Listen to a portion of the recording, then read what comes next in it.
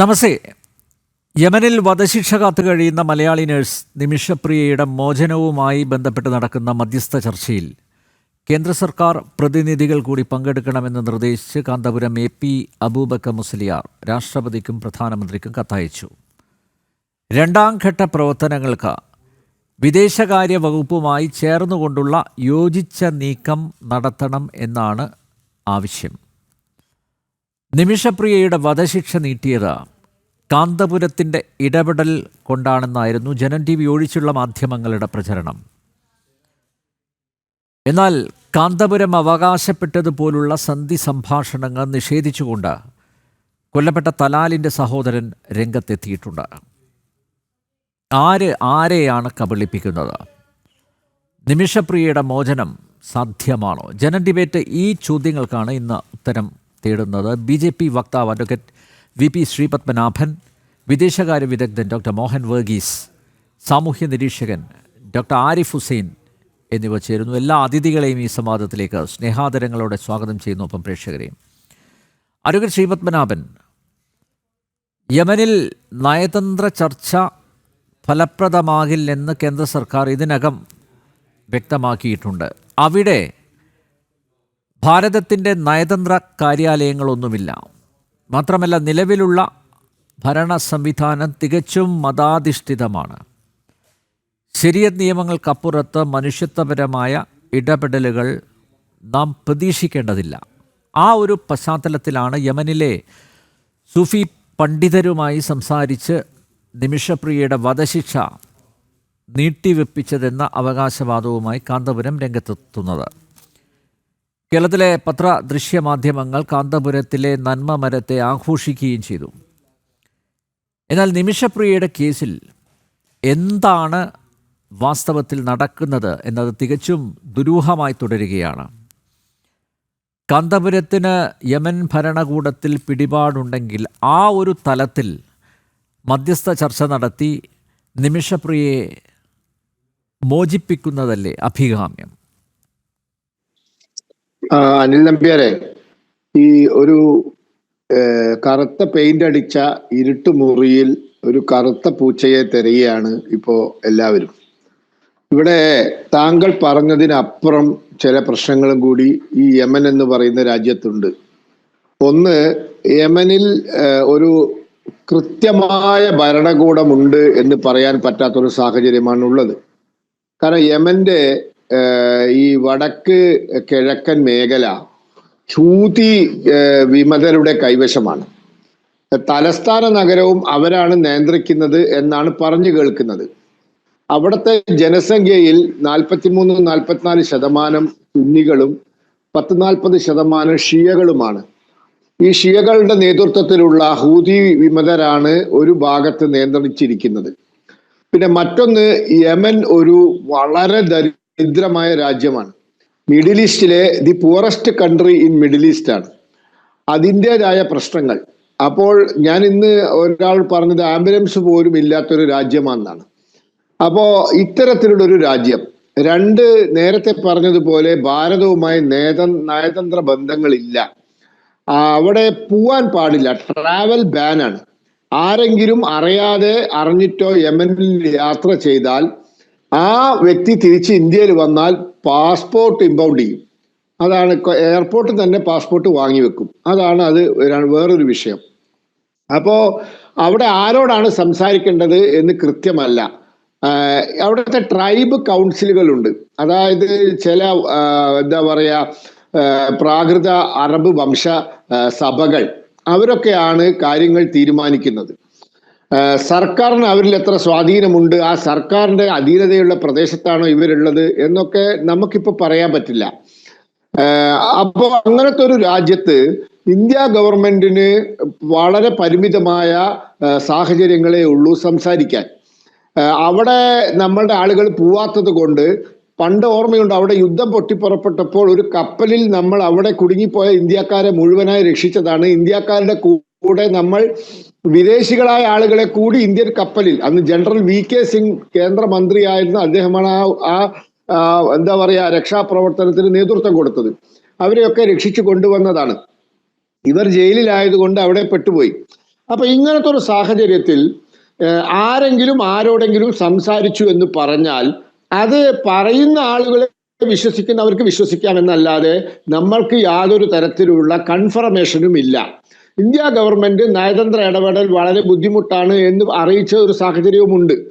ഈ ഒരു സാഹചര്യത്തിൽ ആരെങ്കിലും അവിടെ സംസാരിക്കാൻ മുതിരുന്നുണ്ടെങ്കിൽ അവർ മുൻകൂട്ടി ഇന്ത്യ ഗവൺമെന്റിനെ അറിയിക്കണം എന്നുള്ളതാണ് അതിന്റെ ഒരു ശരി.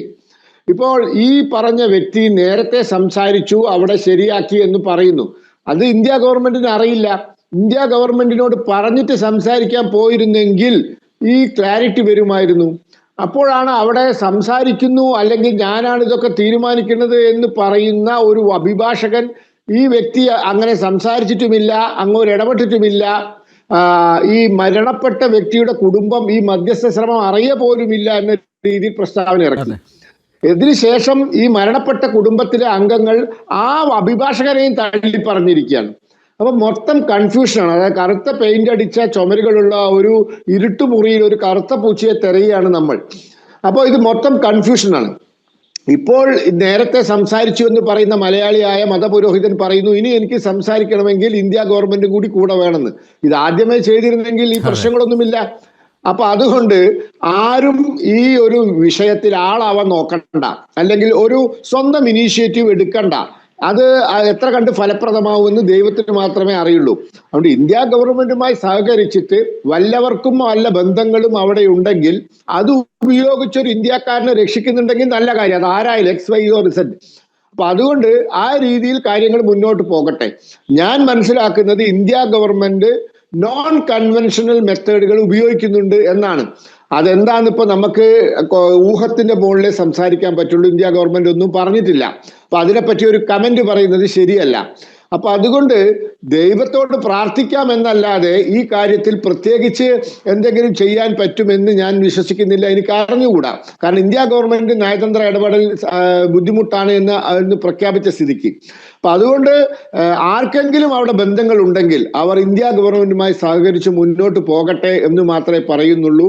ഇന്ത്യ ഗവൺമെന്റ് അറിയാതെ ദയവ് ചെയ്ത് ആരും അവിടെ പോയി എന്തെങ്കിലും ഇടപെടൽ നടത്തി കാര്യങ്ങൾ നേടിയെടുക്കാൻ ശ്രമിക്കരുത്. അങ്ങനെ ശ്രമിച്ചാൽ അത് പിന്നെ വലിയ കുഴപ്പങ്ങളാവും. അവർ കാര്യങ്ങൾ കൈവിട്ടു പോയി കഴിഞ്ഞാൽ അതിന് ഉത്തരവാദിത്തം മുഴുവൻ അവരേറ്റെടുക്കേണ്ടി വരും. അപ്പൊ അതുകൊണ്ട് അത്തരത്തിലുള്ള സാഹസത്തിനൊന്നും ആരും മെനക്കെടരുത് എന്നാണ് പറയാനുള്ളത്. യെസ്, ഡോക്ടർ മോഹൻ വർഗീസ്, നയതന്ത്ര ചർച്ചകൾ അല്ലെങ്കിൽ നയതന്ത്ര ബന്ധം അത് ദുഷ്കരമായിട്ടുള്ള ഒരു സാഹചര്യത്തിൽ എന്തായിരിക്കും ഇനി ഈ വിഷയത്തിൽ സ്വീകരിക്കാൻ പോകുന്നത്? എന്തായാലും കേന്ദ്ര സർക്കാരിൻ്റെ സ്വാഭാവികമായി വിദേശ മന്ത്രാലയത്തിൻ്റെ പ്രതിനിധികളെ ഉൾപ്പെടുത്തി ഒരു ചർച്ച വേണമെന്നാണ് ഇപ്പോൾ കാന്തപുരം AP അബൂബക്കർ മുസ്ലിയാർ ആവശ്യപ്പെട്ടിരിക്കുന്നത്. നേരത്തെ അഡ്വക്കേറ്റ് ശ്രീപത്മനാഭൻ ചൂണ്ടിക്കാണിച്ചതുപോലെ അദ്ദേഹം അവകാശപ്പെടുന്ന ഈ ആദ്യഘട്ട ചർച്ച അത് അദ്ദേഹം അവിടെയുള്ള സൂഫി പണ്ഡിതരുമായിട്ട് സംസാരിച്ചു. അതിൻ്റെ അടിസ്ഥാനത്തിലാണ് നിമിഷപ്രിയയുടെ വധശിക്ഷ നീട്ടിവെച്ചത്. അങ്ങനെയാണല്ലോ അവകാശവാദം. പക്ഷേ ഈ കൊല്ലപ്പെട്ട തലാലിൻ്റെ സഹോദരൻ തന്നെ ഇന്ന് ഫേസ്ബുക്കിൽ കുറിച്ചിട്ടുണ്ട്, ഇങ്ങനൊരാളെ അറിയില്ല എന്നാണ് പറഞ്ഞിരിക്കുന്നത്. മാത്രമല്ല ഈ കാന്തപുരം അവകാശപ്പെട്ടിരിക്കുന്ന ഈ സൂഫി പണ്ഡിതർ, ആ സൂഫി പണ്ഡിതർക്ക് ഈ തലാലിൻ്റെ കുടുംബവുമായിട്ട് യാതൊരു ബന്ധവും ഇല്ല എന്നാണ് പറഞ്ഞിരിക്കുന്നത്. അപ്പം നോക്കൂ, ഈ നയതന്ത്ര ചർച്ച എന്ന് പറയുന്നത് അസാധ്യമാണ്, അത് ദുഷ്കരമാണ്, ബുദ്ധിമുട്ടുള്ളതാണ്. അവിടെ ഈ പറഞ്ഞതുപോലെ ഇദ്ദേഹം പറഞ്ഞതുപോലെ ശ്രീപത്മനാഭൻ പറഞ്ഞതുപോലെ മറ്റേതെങ്കിലും തരത്തിൽ സർക്കാരിന് ഇടപെടാൻ ശ്രമിക്കാം എന്നേ ഉള്ളൂ. അപ്പോൾ ഈ ആദ്യത്തെ അവകാശവാദം അത് പൂർണ്ണമായി ഉൾക്കൊള്ളാൻ പറ്റുമോ കാന്തപുരത്തിൻ്റെ? അപ്പോൾ അതിന് ഒരു സ്ഥിരീകരണം തലാലിൻ്റെ ബന്ധുക്കൾ തന്നെ നൽകുന്നില്ല. മാത്രമല്ല തലാലിൻ്റെ ബന്ധുക്കളെ മധ്യസ്ഥ ചർച്ചയിൽ പങ്കെടുപ്പിച്ചാൽ മാത്രമല്ല അതിനൊരു റിസൾട്ട് ഉണ്ടാവും. ഇല്ലാതെ ഇവിടെ ഇരുന്ന് കാന്തപുരവും അവിടെ സൂഫി പണ്ഡിതരുമായിട്ട് ചർച്ച നടത്തിയതുകൊണ്ട് എന്താണ് പ്രയോജനം? ശ്രീ അനിൽ, ഒരു കാര്യത്തിൽ ഉറപ്പുണ്ട്, തലാലിന്റെ കുടുംബം, മെഹദി കുടുംബം മാപ്പ് നൽകാതെ നിമിഷപ്രിയക്ക് മോചനം ഉണ്ടാവില്ല. സൂഫി പണ്ഡിതർ എന്തു പറഞ്ഞാലും മറ്റ് ഇന്റലക്ച്വൽസ് കാന്തപുരത്തിന്റെ മർക്കസിൽ നിന്നും എന്ത് രീതിയിലുള്ള സമ്മർദ്ദം ഉണ്ടായാലും യഥാർത്ഥത്തിൽ യമനിലെ ശാരിയത്ത് നിയമം അനുസരിച്ച് മുന്നോട്ട് പോകേണ്ടത് തലാലിന്റെ കുടുംബമാണ്, കൊല്ലപ്പെട്ടയാളിന്റെ കുടുംബമാണ്. ആ കുടുംബം ഒരു അഭിമാന ബോധമുള്ള വിഭാഗമാണ്. ആ അഭിമാന ബോധമുള്ള ഒരു ഗോത്രം, അതെല്ലാ ഗോത്രങ്ങളും അങ്ങനെ തന്നെയാണ്. ഒരു ഗോത്ര വർഗ സംസ്കാരത്തെ നമ്മൾ അടുത്തറിയുമ്പോൾ മനസ്സിലാകും ഇത് വെറുതെ ഒരു മാപ്പ് കൊടുത്ത് അവസാനിപ്പിക്കാൻ ബുദ്ധിമുട്ടുള്ള ഒരു വിഷയമാണ്. കാരണം ആത്യന്തികമായി മാപ്പ് കൊടുക്കാൻ സാധിക്കും. തീർച്ചയായും ഒരു കുടുംബം മാപ്പ് കൊടുത്താൽ അത് മാപ്പ് തന്നെയാണ്, അത് മോചനത്തിന് വഴിതെളിക്കും. പക്ഷേ മാപ്പ് കൊടുക്കണമെങ്കിൽ ഒരുപാട് ഇഫ്സ് ആൻഡ് ബട്ട്സ് ഉണ്ട്. അത് നമ്മൾ മനസ്സിലാക്കണം. അല്ലാതെ കുറച്ച് പണം കൊണ്ട് കയ്യിൽ കൊടുത്തു കഴിഞ്ഞാൽ അത് മാപ്പായി മാറും എന്നത് വെറും വ്യാമോഹം മാത്രമാണ്. അതുകൊണ്ട് ആദ്യം വേണ്ടത് കുടുംബത്തോട് സംസാരിക്കുക എന്നതാണ്. ആ കുടുംബത്തോട് സംസാരിച്ച് കുടുംബം മാപ്പ് നൽകാൻ തയ്യാറാണെങ്കിൽ മാത്രമേ ദിയാധനത്തിന്റെ പ്രാധാന്യം വരുന്നുള്ളൂ. ദിയാധനം എന്ന് പറയുന്ന അറബിക്കിൽ ദിയാധനം എന്ന് പറയുന്നത് ബ്ലഡ് മണിയാണ്. അപ്പൊ അത് സ്വീകരിച്ചുകൊണ്ട്, അല്ലാതെ അതൊരു കണ്ടീഷണൽ അല്ല. നമ്മൾ പലപ്പോഴും വിചാരിക്കുന്നത് ഇത്ര തുക നൽകാം എന്ന ഒരു ധാരണ ഉണ്ടായാൽ മാപ്പ് കൊടുക്കും. അതങ്ങനെയല്ല അത് വർക്കൗട്ട് ചെയ്യുന്നത് തുക കൊടുക്കുന്ന പിന്നീടാണ്. മാപ്പ് നൽകാൻ തീരുമാനിച്ചു കഴിഞ്ഞാൽ പിന്നീടാണ് തുകയുടെ കാര്യത്തെക്കുറിച്ച് ഒരു ധാരണയാകുന്നത്. അതൊരു വലിയ രീതിയിലുള്ള നെഗോസിയേഷനിലൊന്നും അല്ല അത് ധാരണയാകുന്നത്. പക്ഷെ നിലവിൽ നമുക്ക് മനസ്സിലാക്കാൻ കഴിയുന്നത് ഇത്രയെല്ലാം വധശിക്ഷ 16-ാം തീയതി, ജൂലൈ മാസം 16-ാം തീയതി നിശ്ചയിച്ചിരുന്ന വധശിക്ഷ മാറ്റിവെച്ചിരിക്കുന്നു. പക്ഷേ ആ വധശിക്ഷ ഡിഫർ ചെയ്തിട്ടേ ഉള്ളൂ, അത് മാറ്റിവെച്ചിട്ടേ ഉള്ളൂ. അത് സംഭവിക്കാവുന്നതാണ്, സംഭവിക്കാതിരിക്കട്ടെ എന്ന് നമുക്കെല്ലാം ആഗ്രഹിക്കുകയും ചെയ്യാം. ഇവിടെയാണ് ശാശ്വതമായ പരിഹാരങ്ങളുടെ ആവശ്യകത. ഇവിടെ നമ്മൾ നയതന്ത്രത്തെ കുറിച്ചാണല്ലോ സംസാരിച്ചത്. ഗവൺമെന്റ് ഓഫ് ഇന്ത്യക്ക് നയതന്ത്ര ബന്ധമില്ല, ഔപചാരിക നയതന്ത്ര ബന്ധം യമനിലെ ഇപ്പോഴത്തെ സന കേന്ദ്രമാക്കിയുള്ള വടക്ക് പടിഞ്ഞാറൻ യമനുമായി ഇല്ല. ആ ഭാഗം നിയന്ത്രിക്കുന്നത് ഹൂതികളാണ്. അവരുമായി ബന്ധമുള്ളത് ഇറാനാണ്. എന്നാൽ ഇറാനുമായി ഇന്ത്യക്ക് നയതന്ത്ര ബന്ധമുണ്ട്, ഔപചാരികമായ നയതന്ത്ര ബന്ധമുണ്ട്. അതൊക്കെയാണ് നേരിട്ടുള്ള യമൻ സർക്കാരുമായി നേരിട്ടുള്ള ബന്ധങ്ങളെയാണ് നമ്മൾ ട്രാക്ക് 1 ഡിപ്ലോമസി എന്ന് പറയുന്നത്. ട്രാക്ക് 1 ഡിപ്ലോമസി സംഭവിക്കില്ല എന്ന് നമുക്കറിയാം. അപ്പോൾ പിന്നെ ട്രാക്ക് 2 നയതന്ത്രമാണ് പിന്നെ കരണീയമായിട്ടുള്ളത്. ഈ രണ്ടാമത്തെ ട്രാക്ക് എന്ന് പറയുന്നതിന് 2 അർത്ഥതലങ്ങളുണ്ട്. ഒന്നുകിൽ ഗവൺമെന്റ് ഓഫ് ഇന്ത്യ തന്നെ യമനിൽ ചുമതലപ്പെടുത്തിയ യമൻ പൗരന്മാരായ ആളുകൾ ഈ കുടുംബാംഗങ്ങളുമായോ അല്ലെങ്കിൽ ഭരണകൂടത്തിന്റെ ഡെസിഷൻ മേക്കേഴ്സുമായോ നിയമ പണ്ഡിതന്മാരുമായോ അല്ലെങ്കിൽ ഒക്കെ ആ പീപ്പിൾ ഹു മാറ്റർ സംസാരിച്ചതിന് ശേഷം ഒരു ധാരണയിലെത്തുകയാണ്. ആ ധാരണ കുടുംബവുമായി സംസാരിച്ച് നിമിഷപ്രിയയുടെ മോചനം സാധ്യമാവുകയോ എന്ന് നോക്കേണ്ടതാണ്. അതാണ് ഒരു മാർഗം. ആ മാർഗമാണ് ഏറ്റവും ഉചിതമായ മാർഗം. ഇപ്പോഴത്തെ യാഥാർത്ഥ്യ ബോധത്തോടെ നോക്കുമ്പോൾ ഏറ്റവും ഉചിതമായ മാർഗം അത് തന്നെയാണ്. പക്ഷെ അതിനേക്കാൾ കൂടുതൽ പ്രാധാന്യം മാധ്യമങ്ങളിലൂടെ ഇപ്പോൾ ലഭിക്കുന്നത് മറ്റൊരു മാർഗത്തിനാണ്. അതായത് ഇന്ത്യൻ പൗരനായ ഒരാൾ അവിടെയുണ്ട്, യമനിലുണ്ട്, അല്ലെങ്കിൽ കുറച്ചു പേരുണ്ട്. അതിൽ ഒരാളെ അറ്റോർണിയായി ചുമതലപ്പെടുത്തുന്നു. നിമിഷപ്രിയയുടെ മോചനത്തിനായി നിമിഷപ്രിയയുടെ അമ്മ അവിടെ എത്തുന്നു. അദ്ദേഹത്തിന്റെ അതിഥിയായി സംസാരിക്കുന്നു മിസ്റ്റർ സാമുവൽ ജെറോം. അദ്ദേഹം മഹനീയമായ പ്രവർത്തനം കാഴ്ചവെക്കുന്നു എന്ന് പൊതുവെ കരുതപ്പെടുന്നു. അതിനെ വിമർശനമായി കരുതുന്ന ആളുകളുണ്ട്. നിമിഷപ്രിയ ആക്ഷൻ കൗൺസിലിന്റെ പ്രതിനിധിയായിട്ടാണ് യഥാർത്ഥത്തിൽ മിസ്റ്റർ സാമുവൽ ജെറോം ഭാസ്കരൻ അവിടെയുള്ളത്. നിമിഷപ്രിയയുടെ അമ്മ അവിടെയുണ്ട്. ആ അമ്മയ്ക്ക് അവിടെ കടന്നു ചെല്ലാൻ ആവുന്ന രീതിയിൽ നയതന്ത്രപരമായ അവസരം ഒരുക്കിയത് കടന്നു പോകണമെങ്കിൽ ഇന്ത്യൻ ഗവൺമെന്റിന്റെ അനുവാദമില്ലാതെ ഒരു ഇന്ത്യൻ പൗരൻ അവിടെ എത്താനാവില്ലല്ലോ. അതെല്ലാം ചെയ്തത് തീർച്ചയായും ഗവൺമെന്റ് ഓഫ് ഇന്ത്യയാണ്. അതേപോലെ തന്നെ ഒരു ലീഗൽ ഒരു ഫ്രെയിംവർക്കിനെ എനർജൈസ് ചെയ്യുന്നതിന്റെ ഭാഗമായി ഇന്ത്യ ഗവൺമെന്റ് ലീഗൽ സപ്പോർട്ട് അവിടെ കൊടുത്തിട്ടുണ്ട്.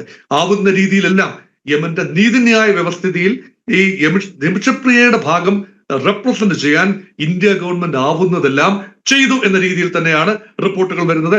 അത് അവിശ്വസിക്കേണ്ട കാര്യവും ഇല്ല. പക്ഷേ യഥാർത്ഥത്തിൽ വധശിക്ഷ മാറ്റി വെച്ചത് ഒരു ഇടപെടൽ, ഈ ഞാൻ പറഞ്ഞ രണ്ടാമത്തെ നയതന്ത്ര ട്രാക്ക് 2 ഡിപ്ലോമസിയിലെ 2ാം ഖണ്ഡം, അതായത് മർക്കസിൽ നിന്നുകൊണ്ട് Kanthapuram AP Abubakar Musliyar grand mufti from India, അപ്പൊ യമനിൽ വലിയ രീതിയിൽ സ്വീകാര്യതയുള്ള ഒരാളാണ്, ഒരു മുസ്ലിം നേതാവ് എന്ന നിലയിൽ. അദ്ദേഹത്തിന് ഒരുപക്ഷെ യമനിലെ മതപണ്ഡിതരുമായി, പ്രത്യേകിച്ച് സൂഫി വിഭാഗത്തിൽപ്പെടുന്ന അവർ ഒരു ചെറിയ വിഭാഗമാണ്, ഒരു ഇന്റലക്ച്വലി കാര്യങ്ങളെ കാണുന്ന വിഭാഗമാണ്, വളരെ മിതവാദ വിഭാഗമാണ്, തീവ്ര റാഡിക്കൽ ഒരു ഇസ്ലാമിന്റെ വക്താക്കളല്ല എന്നുകൂടി ഓർക്കണം. അവരെ ഉപയോഗിച്ചുകൊണ്ട് ആ സൂഫി പണ്ഡിതർ അവൻ അങ്ങനെയുള്ള ആളുകളെ ഉപയോഗിച്ചുകൊണ്ട് കുടുംബവുമായി സംസാരിച്ചു, അവിടെ ഒരു ധാരണയുണ്ടായി എന്ന ഒരു പ്രതീതിയാണ് ഉണ്ടായത്. പക്ഷേ അങ്ങനെ സംഭവിച്ചിട്ടില്ല എന്നാണ് ഇപ്പോൾ പുറത്തു വരുന്ന റെക്കോർഡുകൾ കാട്ടുന്നത്. ഇപ്പോൾ പുറത്തു വരുന്ന വാർത്തകൾ വിശ്വസിക്കാമെങ്കിൽ അങ്ങനെ ഒരു കാര്യം സംഭവിച്ചിട്ടില്ല. ഗ്രാൻഡ് മുഫ്തിയുടെ ഇടപെടൽ ഉണ്ടായി എന്നത് തർക്കരഹിതമായ കാര്യമാണ്. ഒരുപക്ഷെ വധശിക്ഷ ഡിഫർ ചെയ്യാനുള്ള ലീഗൽ ഡിസിഷൻ സുപ്രീം കോടതിയുടെ, അവിടുത്തെ സുപ്രീം ജുഡീഷ്യൽ കൗൺസിൽ അതിന്റെ തീരുമാനത്തിന്റെ പിന്നിൽ ഒരുപക്ഷെ ഗ്രാൻഡ് മുഫ്തിയുടെ ഇടപെടൽ ഉണ്ടായി എന്ന് തന്നെ കരുതാം. അതുകൊണ്ട് അതിനെ പൂർണ്ണമായി അതിന്റെ നന്മയെ പൂർണ്ണമായി നമുക്ക് തള്ളിക്കളയാനും ആവില്ല. പക്ഷേ മോചനവുമായി ബന്ധപ്പെട്ട് ഒരു തീരുമാനവും ദലാലിന്റെ കുടുംബം എടുത്തതായി നാളിതുവരെ എടുത്തതായി നമുക്ക് അറിവില്ല. ശ്രീ അനിൽ, യഥാർത്ഥത്തിൽ കഴിഞ്ഞ ദിവസം ഒരു ഫാൻസി പ്രസ്താവന കണ്ടു ഏതാനും മണിക്കൂറുകൾക്ക് മുൻപ്. അതൊരു മിസ്റ്റർ പോളിന്റെ ഭാഗത്ത് നിന്ന് വന്ന ഒരു ഇവാഞ്ചലിസ്റ്റ് ആണ്. അദ്ദേഹം സുവിശേഷകനാണ്, മാസ്റ്ററാണ്. അദ്ദേഹം എങ്ങനെയാണ് ക്ലെയിം ചെയ്തതെന്നറിയില്ല. എല്ലാം സെറ്റപ്പ് ആയിരിക്കുന്നു, നിമിഷപ്രിയ ഇതാ മോചിതയാകാൻ പോകുന്നു. ഇന്ത്യൻ പ്രധാനമന്ത്രി നരേന്ദ്രമോദിക്കും ഇന്ത്യയിൽ അതിനുവേണ്ടി അക്ഷീണം പ്രയത്നിച്ച എല്ലാവർക്കും വലിയ അഭിനന്ദനങ്ങൾ, മുക്തകണ്ഠം എല്ലാവരെയും അഭിനന്ദിച്ചുകൊണ്ട് അത് നമ്മളാണ് സാധിച്ചത്, ഞാൻ പ്രാർത്ഥിച്ചാണ് സാധിച്ചത് എന്ന മട്ടിലുള്ള എങ്ങും തൊടാതെ എച്ചും പെച്ചുമില്ലാതെ എന്ന് നമ്മൾ മലയാളത്തിൽ പറയുമല്ലോ, അങ്ങനെ ഒരു പ്രസ്താവന കണ്ടു. അത് വലിയ ആഘോഷമായി ചില മാധ്യമങ്ങളൊക്കെ അതിന്റെ പുറകെ ആയിരുന്നു എന്നതും നമ്മൾ കാണേണ്ടതാണ്. അപ്പൊ ഒരുപാട് ക്ലെയിംസ് ഉണ്ട്. നിമിഷപ്രിയ വിഷയത്തിൽ ഈ ക്യാമറ കണ്ണുകൾക്ക് മുൻപിൽ വന്ന് ഒരുപാട് ക്ലെയിമുകൾ നടത്തുന്ന ആളുകളെ കണ്ടു. അതുകൊണ്ടാണ് ഇതെല്ലാം കൂട്ടിക്കിഴിച്ച് ഹരിച്ചു കുടിച്ച് നോക്കുമ്പോൾ കരണീയമായ ഒരു കാര്യം, ഗവൺമെന്റ് ഓഫ് ഇന്ത്യയുടെ ഒരു ട്രാക്ക് ടു ഡിപ്ലോമസിയുടെ ഭാഗമായി എത്തിച്ചേർന്ന ചില ധാരണകൾ, ആ ധാരണകളിൽ നിന്ന് ഊർജം ഉൾക്കൊണ്ടുകൊണ്ട് വിഷയത്തിലേക്ക് വരണം, ഫാമിലിയിലേക്ക് വരണം. ഒരു ബ്രദറാണ് പ്രധാനമായിട്ടുള്ളത്, അബ്ദുൾ ഫത്ത. അബ്ദുൾ ഫത്തായുമായി ആരാണ് സംസാരിക്കുന്നത്, ആരാണ് സംസാരിക്കേണ്ടത്? ഇതുവരെ സാമുൽ ജെറോം അബ്ദുൾ ഫത്തായെ കണ്ടതായി തെളിവില്ല. കാരണം സാമുൽ ജെറോം സംസാരിക്കുന്ന പല വീഡിയോസും കണ്ടു, പല ഡയറക്ട്ലി ജനം ചാനൽ ഉൾപ്പെടെ സാമുൽ ജെറോമുമായി ഞാനൊരു പ്രാവശ്യം ഒരുമിച്ച പാനൽ ഉണ്ടായിരുന്നതാണ്. പക്ഷേ കൃത്യമായ ബ്ലഡ് മണി ട്രാൻസ്ഫർ ചെയ്തു, $40,000 അയച്ചു കൊടുത്തു. അത് ഇന്ത്യയിൽ എംബസി വഴിയാണ് എത്തിച്ചത്. അതിനൊരു ഔപചാരിക സ്വഭാവമുണ്ട്. അതിനെന്താ സംഭവിച്ചത്? ഇവിടെ നിമിഷൻ പ്രിയ ആക്ഷൻ കൗൺസിലിൽ വലിയ രീതിയിലുള്ള ഒരു അങ്ങോട്ടും ഇങ്ങോട്ടും കുറ്റപ്പെടുത്തലുകൾ കാണുന്നു. സാമുൽ ജെറോമിനെ കുറ്റപ്പെടുത്തുന്ന ഒരു വിഭാഗം, അങ്ങനെയല്ല ഇപ്പോഴുള്ള ആക്ഷൻ കൗൺസിൽ എന്ന് പറയുന്നവരെ അവരെ കുറ്റപ്പെടുത്തുന്ന സാമുൽ ജെറോം. ഇപ്പൊ ആര് പറയുന്നതാണ് ശരി? അതുകൊണ്ട് ആളേറെ കൂടിയാൽ പാമ്പ് ചാവില്ല എന്ന പ്രമാണം കൂടി ഇതിനൊപ്പം ചേർത്ത് വായിക്കേണ്ടതുണ്ട്. Too many cooks spoil the broth എന്നൊരു ഇംഗ്ലീഷ് സേയിങ് കൂടിയുണ്ട്. അപ്പൊ ഇതെല്ലാം ചേർത്തുകൊണ്ട് ഇതിനെ ഒരു ആഘോഷമായി നമ്മൾ കാണുകയാണോ?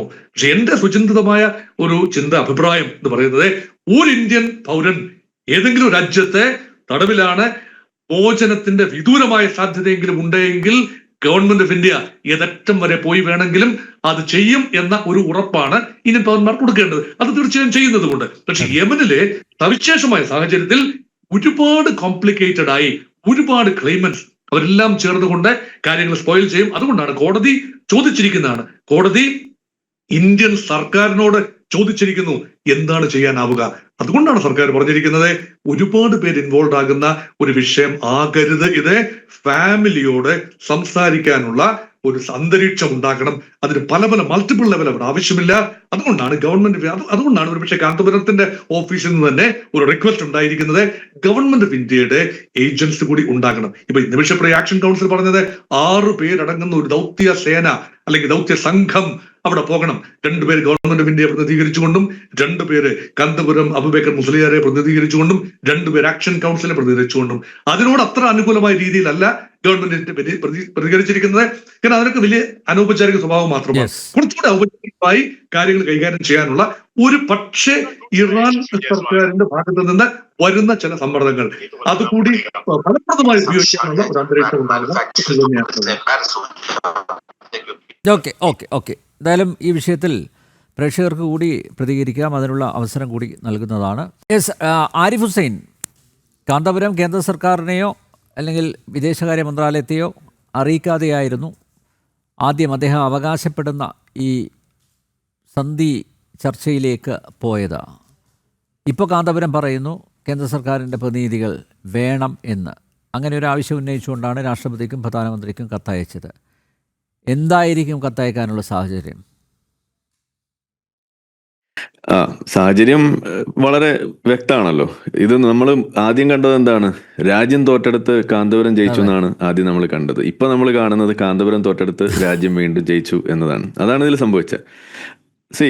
ഈ ഒരു വിഷയം സത്യത്തിൽ ഇങ്ങനെ ഒരു ചർച്ച ചെയ്ത് ഇതുപോലെ ഇരുന്ന് സംസാരിക്കേണ്ട ഒരു വിഷയമേ അല്ല. കാരണം ഇത് ഒന്നാമത്തെ കാര്യം, ഏതൊരു രാജ്യത്തും ഒരു നിയമം ഉണ്ടെങ്കിൽ അത് പാലിക്കുക എന്നുള്ളത് സാമാന്യ ഒരു മര്യാദയാണ്. എന്ന് വെച്ചാൽ അതാണ് അതിന്റെ ബൈ ഡിഫോൾട്ട് സംഭവിക്കേണ്ടത്. അതിപ്പോൾ നമുക്ക് ഇഷ്ടമുണ്ടോ ഇല്ലയോ എന്നുള്ളത് വേറെ വിഷയം. ഇപ്പോൾ നമ്മുടെ നാട്ടിൽ എന്തെങ്കിലും ഒരു കുറ്റകൃത്യം നടക്കുമ്പോൾ, ഇപ്പോൾ ഗോവിന്ദചാമിയുടെ വിഷയം വരുന്നു, അല്ലെങ്കിൽ നിർഭയ കേസൊക്കെ വരുമ്പോൾ നമ്മൾ പറയാറുണ്ട് സൗദിയിലെ നിയമമാണ് നമുക്ക് വേണ്ടത്, അപ്പം തന്നെ കൈവെട്ടണം, അപ്പം തന്നെ തലവെട്ടണം, ഇതൊക്കെ നമ്മൾ ഇവിടെ ഇരുന്ന് നമ്മൾ പറയും. പക്ഷെ ഇപ്പൊ നമ്മൾ കാണുന്നത് എന്താണ്? നമ്മൾ ഇതേപോലെ അതേ രാജ്യത്ത് സംഭവിച്ചിട്ടുള്ള ഒരു വിഷയത്തിൽ തലവെട്ടാൻ വേണ്ടി നിൽക്കുമ്പോൾ നമ്മൾ പറയാണ് തലവെട്ടല്ലേ പ്ലീസ്, എങ്ങനെയും ഒന്ന് ഒഴിവാക്കി കൊടുക്കൂ എന്ന് പറഞ്ഞ് നമ്മൾ കരയുന്നതാണ് നമ്മൾ കാണുന്നത്. അപ്പോൾ ഇവിടെ സത്യത്തിൽ സംഭവിച്ചത് എന്താണ്? ഒരു വളരെ ക്രൂരമായ ഒരു കൊലപാതകം നടത്തിയ വ്യക്തിയാണ് ഈ പറയുന്ന നിമിഷ എന്ന് പറയുന്നത്. അപ്പോൾ അവിടെ സംഭവിക്കുന്നത്, അവിടുത്തെ നാട്ടിലെ നിയമം അവിടെ നടപ്പിലാകുന്ന ഒരു അവസ്ഥ ഉണ്ടാകുമ്പോൾ അതിനോട് നമുക്ക് ഇഷ്ടപ്പെടാം, അതിനോട് യോജിക്കാം, അത് വിയോജിക്കാം, അതൊക്കെ ഒരു വിഷയമാണെങ്കിലും ആ നാട്ടിലൊരു പൗരൻ എന്ന നിലയ്ക്ക് അവിടെയുള്ള തലാലിന്റെ കുടുംബത്തെ സംബന്ധിച്ചിടത്തോളം അവരുടെ നാട്ടിൽ നിയമം നടപ്പിലാക്കുക എന്നുള്ളതാണ് അവരുടെ ഒരു ആവശ്യം. അതാണ് സംഭവിക്കുക. അപ്പൊ ഇവിടെ നമ്മളപ്പോഴും നമ്മൾക്കൊണ്ടാവുന്ന രീതിയിൽ അതിൽ നിന്നും ഈ വധശിക്ഷ ഒഴിവാക്കി കിട്ടാനുള്ള എന്തെങ്കിലും വഴിയുണ്ടോ എന്നതാണ് നമ്മളിവിടെ നോക്കുന്നത്. അതല്ലാതെ നിമിഷയെ കുറ്റവിമുക്തയാക്കണമെന്നോ അതല്ലെങ്കിൽ ഏതെങ്കിലും തരത്തിൽ ആള് നിരപരാധിയാണെന്ന് അവകാശപ്പെടാനൊന്നും അല്ലല്ലോ നമ്മൾ ശ്രമിക്കേണ്ടത്. പക്ഷേ ഇവിടെ ഇപ്പോൾ കഴിഞ്ഞ ദിവസം കണ്ട കാഴ്ചകൾ, ആ കാഴ്ചകളുടെ അടിസ്ഥാനത്തിൽ സത്യത്തിൽ ഈ തലാലിന്റെ കുടുംബത്തെ ഏറ്റവും കൂടുതൽ ചൊടിപ്പിച്ചതുപോലെ എന്താണ്, ഈ വിഷയം ഇവിടെ ചർച്ചയായപ്പോൾ തലാലാണ് ഏറ്റവും വലിയ ഒരു പ്രശ്നക്കാരൻ, അയാൾ കൊല്ലപ്പെടേണ്ടവനായിരുന്നു എന്നവരെ രീതിയിലും, അതുപോലെ നിമിഷ വളരെ ഇതിലൊന്നും ഒരു പ്രശ്നവും ചെയ്തിട്ടില്ല എന്നുള്ള രീതിയിലേക്ക് വരെ കൊണ്ടെത്തിച്ച് ഒരു വെള്ളരിപ്രാവായിട്ട് മാറുന്ന ഒരു കാഴ്ചയൊക്കെയാണ് നമ്മൾ കാണുന്നത്. അതൊക്കെ വളരെ തെറ്റായിട്ടുള്ള ദിശയിലേക്ക് പോകുന്നു. ഇതിനെല്ലാം വഴിവെച്ചത് എന്താണ്? വഴിവെച്ചത് സത്യത്തിൽ കാന്തപുരത്തിന്റെ ഈ ഇടപെടലാണെന്ന് ഞാൻ പറയൂ. ഇത് അനാവശ്യമായ ചർച്ചകളിലേക്കും അനാവശ്യമായ ഈ ഒരു ക്രെഡിറ്റ് ഹണ്ടിങ് പ്രോസസ്സിലേക്ക് കൊണ്ടുപോയിട്ട് ഇത് വഴിതിരിച്ചു വിട്ടു. അതാണ് ഇപ്പോൾ ഇവിടെ കാണുന്നത്. അപ്പോൾ ഇപ്പോൾ സംഭവിക്കുന്ന എന്താണ്? ഈ ഒരു അവകാശവാദം ആദ്യമേ തന്നെ സോഷ്യൽ മീഡിയയിലൂടെയൊക്കെ കാണാനിട വന്നപ്പോൾ ഞാൻ ആദ്യം കുറിച്ച കാര്യം ഇത്രയേ ഉള്ളൂ, ഈ കാന്തപുരത്തിന്റെ ഹൂത്തി ബന്ധം അത് ദുരൂഹമാണ് എന്നാണ് ഞാൻ കുറിച്ചത്. ഇപ്പോഴും അതിൽ തന്നെ നിൽക്കാൻ പറ്റുന്ന അവസ്ഥയിലേക്കല്ലേ കാര്യങ്ങൾ കൊണ്ടുവരുന്നത്? ആ ഹൂതി ബന്ധം മറച്ചു വെക്കാനാണോ മിതവാദികളായിട്ടുള്ള സൂഫി പണ്ഡിതരുമായി ചർച്ച നടത്തി എന്ന് പറഞ്ഞത്? ഇത് പറച്ചിലല്ലേ? ഈ സത്യത്തിൽ അങ്ങനെ ഒരു ചർച്ച നടന്നിട്ടുണ്ടോ? ഇതാണ് നമ്മൾ ചോദിക്കുന്നത്. കാരണം ഇപ്പോ ഈ പറയുന്ന തലാലിന്റെ സഹോദരൻ തന്നെ പുറത്ത് എഴുതി വിട്ട ഈ ഫേസ്ബുക്ക് കുറിപ്പിൽ എഴുതി വെച്ചിരിക്കുന്നത് എന്താണ്? ഇങ്ങനെ ഒരാളായിട്ടോ ആളുടെ ചിങ്കിടികളായിട്ടോ നമ്മൾ ആരെയും കണ്ടിട്ട് പോലുമില്ല, ഇങ്ങനെ ആരെയും അറിയ പോലുമില്ല എന്ന് അവിടെ എഴുതി വെക്കുമ്പോൾ പിന്നെ ആരോട് സംസാരിച്ചു എന്നായി പറയുന്നത്? ഇത് നമ്മളെ കുറെ ആളുകളെ പറ്റിക്കാൻ വേണ്ടി കുറെ അറബിയിൽ കുറെ സാധനം എഴുതിയിട്ട് അതിൽ ഡേറ്റ് വായിക്കാൻ അറിയാത്ത ആളുകളെ പറ്റിക്കാൻ വേണ്ടി നോക്കി, അതും സ്വന്തം ലെറ്റർ പാഡിൽ ഇതേപോലെ വാടകയ്ക്ക് കൊടുത്തുകൊണ്ട് അച്ചടിച്ച് ഇതേപോലെ പുറത്തേക്ക് വിടുമ്പോൾ അത് ഏറ്റെടുക്കാൻ കുറെ മാധ്യമങ്ങൾ ഇവിടെ ഉണ്ടായി. അതാണ് ഇവിടെ സംഭവിച്ചത്. അതിന്റെ പിന്നാലെ കുറെ അതിനെ ഗ്ലോറിഫിക്കേഷനിലേക്ക് പോകുന്നു. അങ്ങനെ സംഭവിച്ചപ്പോഴെന്താണ്? ഒരു മതത്തിന്റെ അധികാരത്തിന്റെ വിജയമല്ല സത്യത്തിൽ നമ്മളിവിടെ കാണേണ്ടിയിരുന്നത്. പക്ഷെ ഇവിടെ നമ്മൾ കണ്ടത് ആ സ്റ്റേറ്റ്മെന്റ് തന്നെയാണ്. അതായത് രാജ്യം തോറ്റെടുത്ത് കാന്തപുരം ജയിച്ചു എന്നുള്ള സ്റ്റേറ്റ്മെന്റ് വരുന്നു. അത് വളരെ അപകടം പിടിച്ച സ്റ്റേറ്റ്മെന്റ് ആണെന്ന് ഞാൻ പറയാം. അവിടെയാണ് നമ്മളൊക്കെ ഇതിനെ വിമർശിക്കുന്ന നിലയിലേക്ക് വരേണ്ടി വന്നത്. അല്ലെങ്കിൽ ഇതൊന്നും നമ്മൾ ഇതിനെക്കുറിച്ച് പറയേണ്ട ആവശ്യം പോലും ഇല്ലാത്തൊരു കാര്യമാണ്. പക്ഷെ ഇവിടെ കണ്ടത് അതല്ല.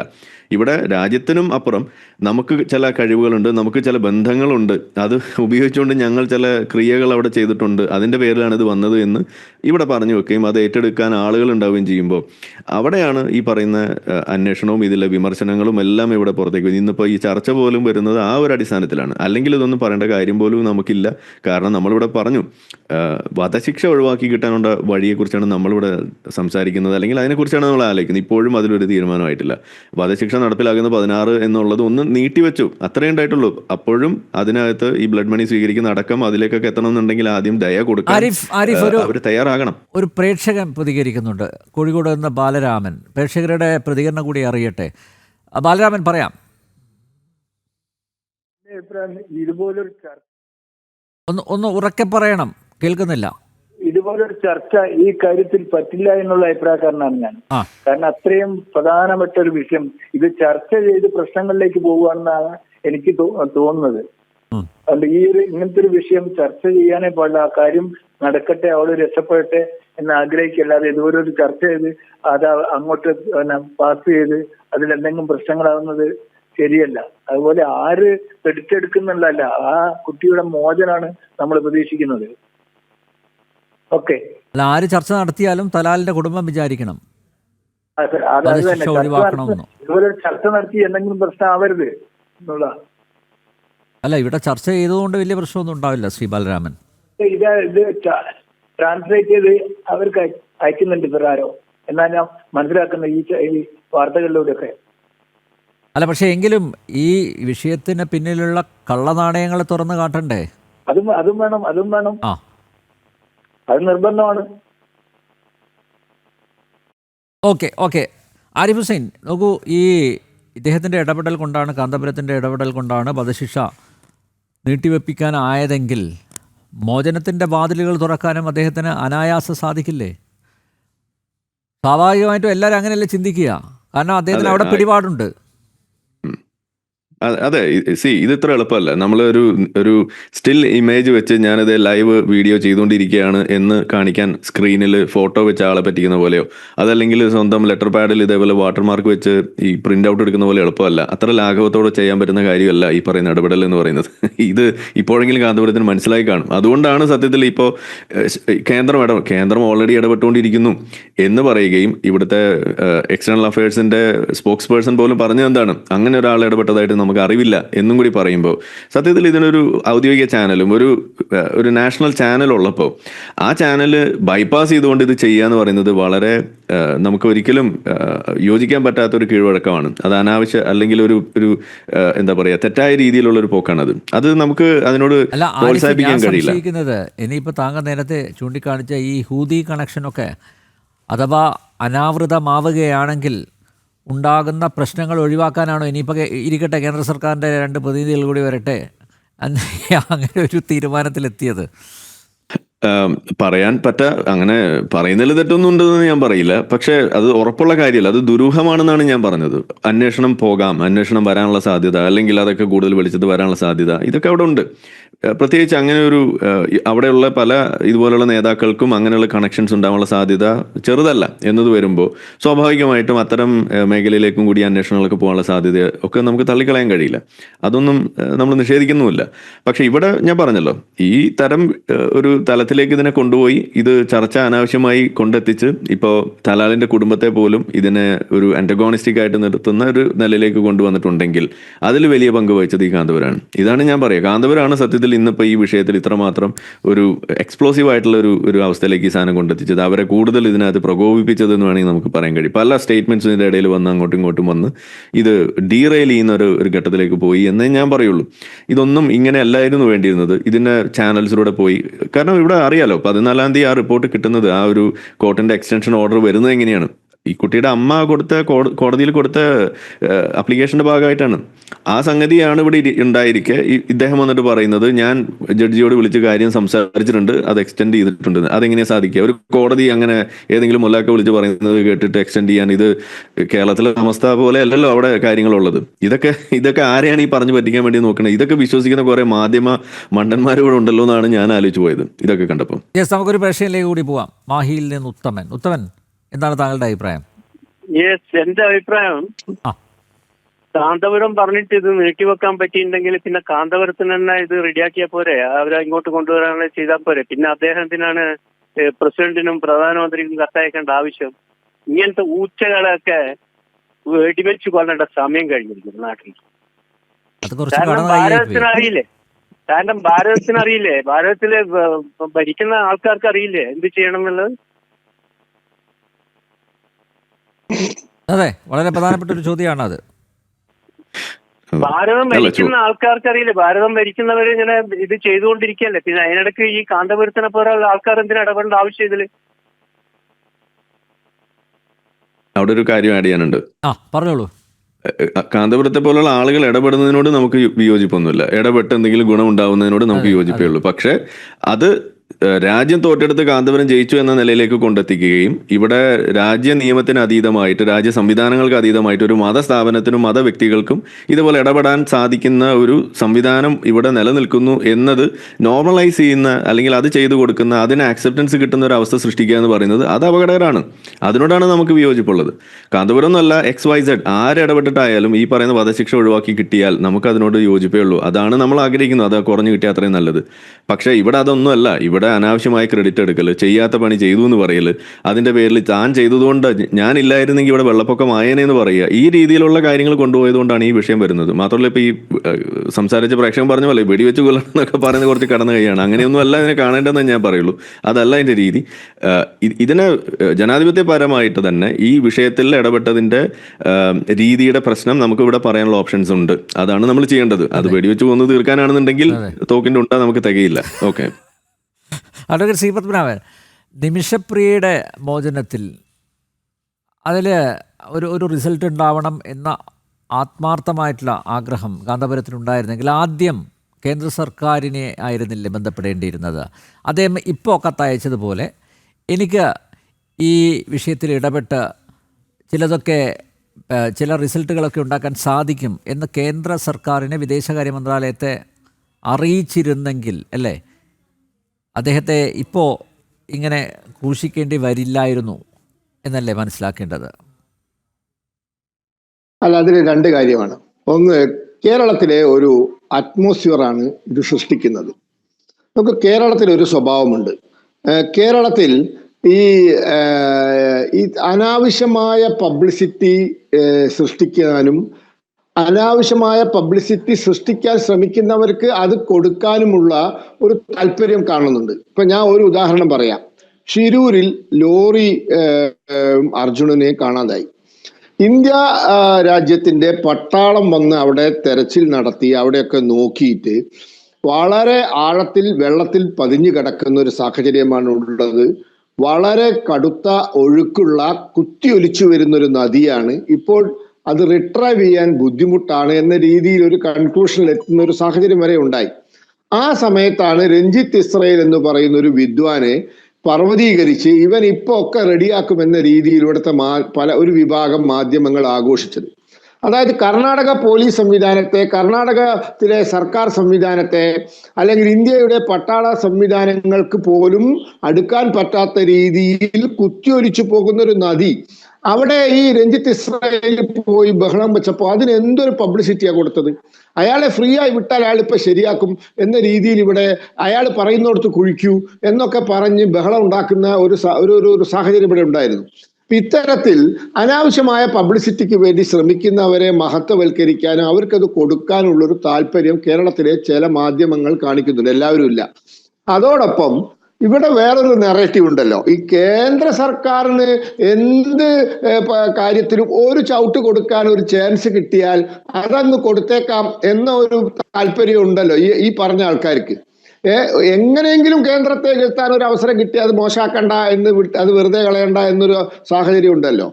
ഞാനിപ്പോ എന്താ പറയുന്നറിയോ, നമ്മുടെ രാജ്യം പണ്ഡിറ്റ് ജവഹർലാൽ നെഹ്റുവിന്റെ കാലം മുതൽ വിദേശകാര്യ വകുപ്പ് വളരെ കാര്യക്ഷമമായി പ്രവർത്തിക്കുന്ന ഒരു രാജ്യമാണ്.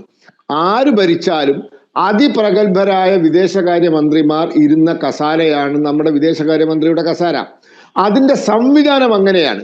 കാരണം ശീതയുദ്ധകാലത്ത് നമ്മൾ എടുത്ത നിലപാടുകൾ, നമ്മൾ ചേരിചേരാ നയം, ആരെയും ഒരു പരിധിക്കപ്പുറം വെറുപ്പിക്കാതെ എല്ലാവരെയും എന്താ പറയാ ഭാരതത്തിന് അനുകൂലമായി കൊണ്ടുവരാൻ വേണ്ട ശ്രമങ്ങൾ, ഇതൊക്കെ ചെയ്യുന്ന വളരെ തന്ത്രജ്ഞന്മാരായ വർഷങ്ങളുടെ പതിറ്റാണ്ടുകളുടെ എക്സ്പീരിയൻസ് ഉള്ള IFS ഉദ്യോഗസ്ഥന്മാർ, മുതിർന്ന ഉദ്യോഗസ്ഥന്മാർ, ഒരു സംവിധാനം, ഒരു സിസ്റ്റം, ഇന്ത്യൻ ഫോറിൻ അഫയേഴ്സ് എന്ന സിസ്റ്റം ആരോ ഭരിച്ചോട്ടെ, ഏത് പാർട്ടിയോ ഭരിച്ചോട്ടെ, അത് നമുക്കുണ്ട്. അപ്പൊ they are very much capable of handling these things.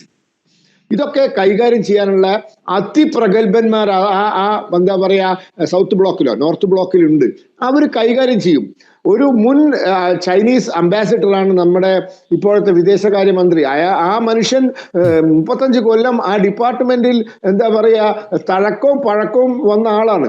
അപ്പൊ അവർ ചെയ്യുന്നതിന്റെ അപ്പുറം ഒരു വ്യക്തി ചെയ്യും, അതും ഒരു ഇന്റർനാഷണൽ ഫിഗർ, ഇപ്പോൾ ഒരു വിശ്വ പൗരൻ എന്നൊക്കെ പറയാവുന്ന അന്താരാഷ്ട്ര തലത്തിൽ വലിയ ബന്ധങ്ങളൊക്കെ ഉള്ള ഒരു സംഭവം, ഐക്യരാഷ്ട്ര സഭയിലൊക്കെ ജോലി ചെയ്ത്, അപ്പൊ ശശി തരൂരിനെ പോലത്തെ ഒരാളാണെങ്കിൽ ഓക്കെ, നമുക്ക് മനസ്സിലാക്കാം. അപ്പൊ ഇതൊന്നും അല്ലാത്ത ഒരു ഒരു ഒരു മതപണ്ഡിതൻ ഇതൊക്കെ അങ്ങോട്ട്, അതും ഒരു സർക്കാർ ഇല്ലാത്ത രാജ്യം, ഭയങ്കരമായ ആഭ്യന്തര യുദ്ധം നടക്കുന്ന രാജ്യം, ഈ മത നിയമങ്ങൾക്ക് അനുസൃതമായി ജീവിക്കുന്ന വളരെ വിദ്യാഭ്യാസപരമായും സാമൂഹ്യപരമായും പിന്നോക്കം നിൽക്കുന്ന ഒരു രാജ്യത്തിലെ ജനങ്ങൾ, ഈ ഒരു സാഹചര്യത്തിൽ അവിടെ ഇത് ഹാൻഡിൽ ചെയ്യാൻ ഒരു വ്യക്തിക്ക് പറ്റുമെന്ന് പറയുന്നത് അതൊക്കെ അതിശോക്തിക്കും അപ്പുറമാണ്. അപ്പൊ അതൊന്നും പാടില്ലായിരുന്നു. അദ്ദേഹം എന്തെങ്കിലും ശ്രമം നടത്തുന്നതിന് മുമ്പ് നമ്മുടെ രാജ്യത്തെ അറിയിക്കേണ്ടവരെ അറിയിക്കേണ്ടിയിരുന്നു. ആ രീതിയിൽ ബന്ധപ്പെട്ടിരുന്നെങ്കിൽ ഈ വിവാദം ഉണ്ടാവില്ലായിരുന്നു. മാത്രവുമല്ല, ഇതിപ്പോ അവര് ചൊടിച്ചിട്ടുണ്ടോ എന്ന് പോലും സംശയിക്കേണ്ടിയിരിക്കുന്നു. ഞങ്ങളോടൊന്നും ചോദിക്കാതെ, ഞങ്ങളോടൊന്നും സംസാരിക്കാതെ വധശിക്ഷ നിർത്തിവെച്ചു എന്ന് പറഞ്ഞാൽ, ആ കുടുംബത്തിന്റെ വാശി കൂടിയാൽ അവര് നാളെ ബ്ലഡ് മണിയും വേണ്ട, ഒന്നും വേണ്ട, ഞങ്ങൾ നിൽക്കുന്നില്ല എന്ന് പറഞ്ഞാൽ എന്ത് ചെയ്യും? അപ്പൊ അവരെ ചൊടിപ്പിക്കരുത്. അവരെ നിങ്ങൾക്ക് സന്തോഷിപ്പിക്കാൻ പറ്റില്ലെങ്കിൽ പോട്ടെ, സാരമില്ല, നിങ്ങൾ അവരെ ദേഷ്യം പിടിപ്പിക്കാതിരിക്കാനെങ്കിലും ശ്രമിക്കണം എന്നാണ് വിനയത്തിന്റെ ഭാഷയിൽ ഇവരോടൊക്കെ പറയാനുള്ളത്.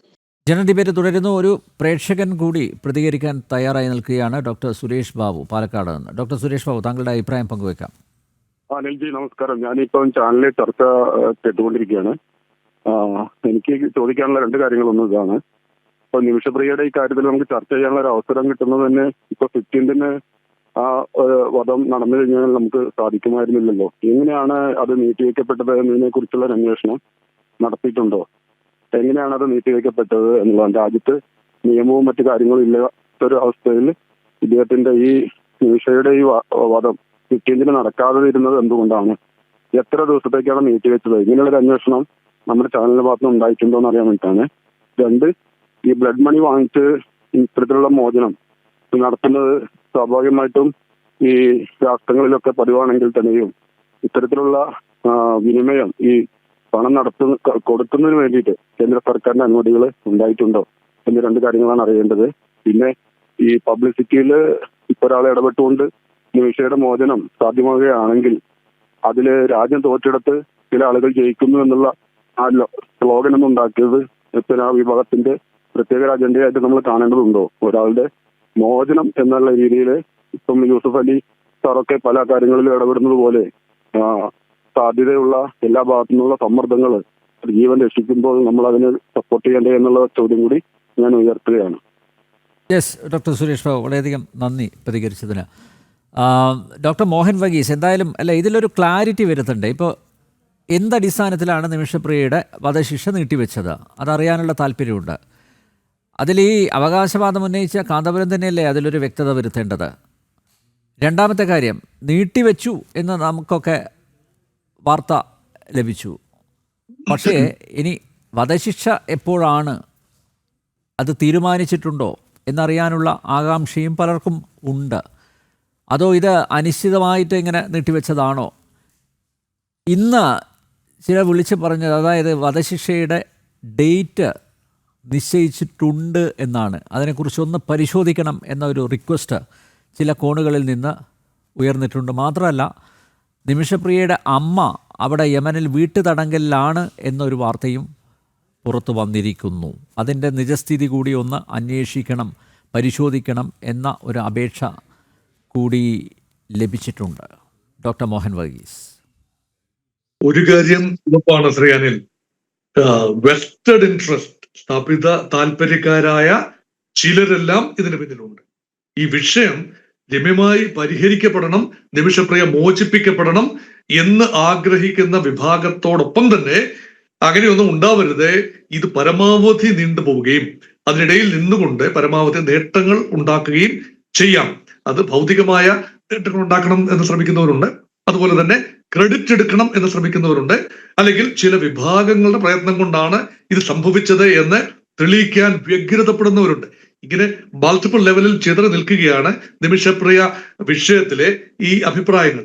ഇവിടെ നോക്കൂ, രണ്ട് കാര്യങ്ങളാണ് ഇവിടെ ശ്രീ അനിൽ എന്നോട് ചോദിച്ചത്. ഒന്ന്, നിമിഷപ്രിയയുടെ മോചനം അല്ലെങ്കിൽ ഈ പറയുന്ന വധശിക്ഷ നിർത്തിവെച്ചതിന്റെ പിന്നിലെ മെയിൻ കാറ്റലിസ്റ്റ് എന്താണ്? ഇത് ഈ ഘട്ടത്തിൽ ഊഹിക്കാൻ മാത്രമേ കഴിയൂ. ഒരു കാര്യം ഗവൺമെന്റ് ഓഫ് ഇന്ത്യയുടെ വാക്കുകൾ വിശ്വസിക്കാമെങ്കിൽ ഒരു കാര്യം ഉറപ്പാണ്, അതായത് നിമിഷപ്രിയയുടെ ഏറ്റവും പ്രിയപ്പെട്ട ആൾ നിമിഷപ്രിയയുടെ അമ്മ തന്നെയാണ് ശ്രീമതി പ്രേമകുമാരി. പ്രേമകുമാരി അവിടെയുണ്ട്, യമനിലുണ്ട്. പ്രേമകുമാരിയുടെ ഭാഗത്ത് നിന്ന് ഒരു പിടി റിക്വസ്റ്റുകൾ, അപേക്ഷകൾ, പരിഭവം, ഇതെല്ലാം തന്നെ യമൻ സർക്കാരിന്റെ ഇപ്പോഴത്തെ നിലവിലുള്ള അഡ്മിനിസ്ട്രേഷന് സമർപ്പിച്ചിട്ടുണ്ട്. അത് പരിഗണിച്ചുകൊണ്ട് തൽക്കാലത്തേക്ക് നിർത്തിവെച്ചു എന്ന് കരുതാനാണ് ഞാൻ താല്പര്യപ്പെടുന്നത്.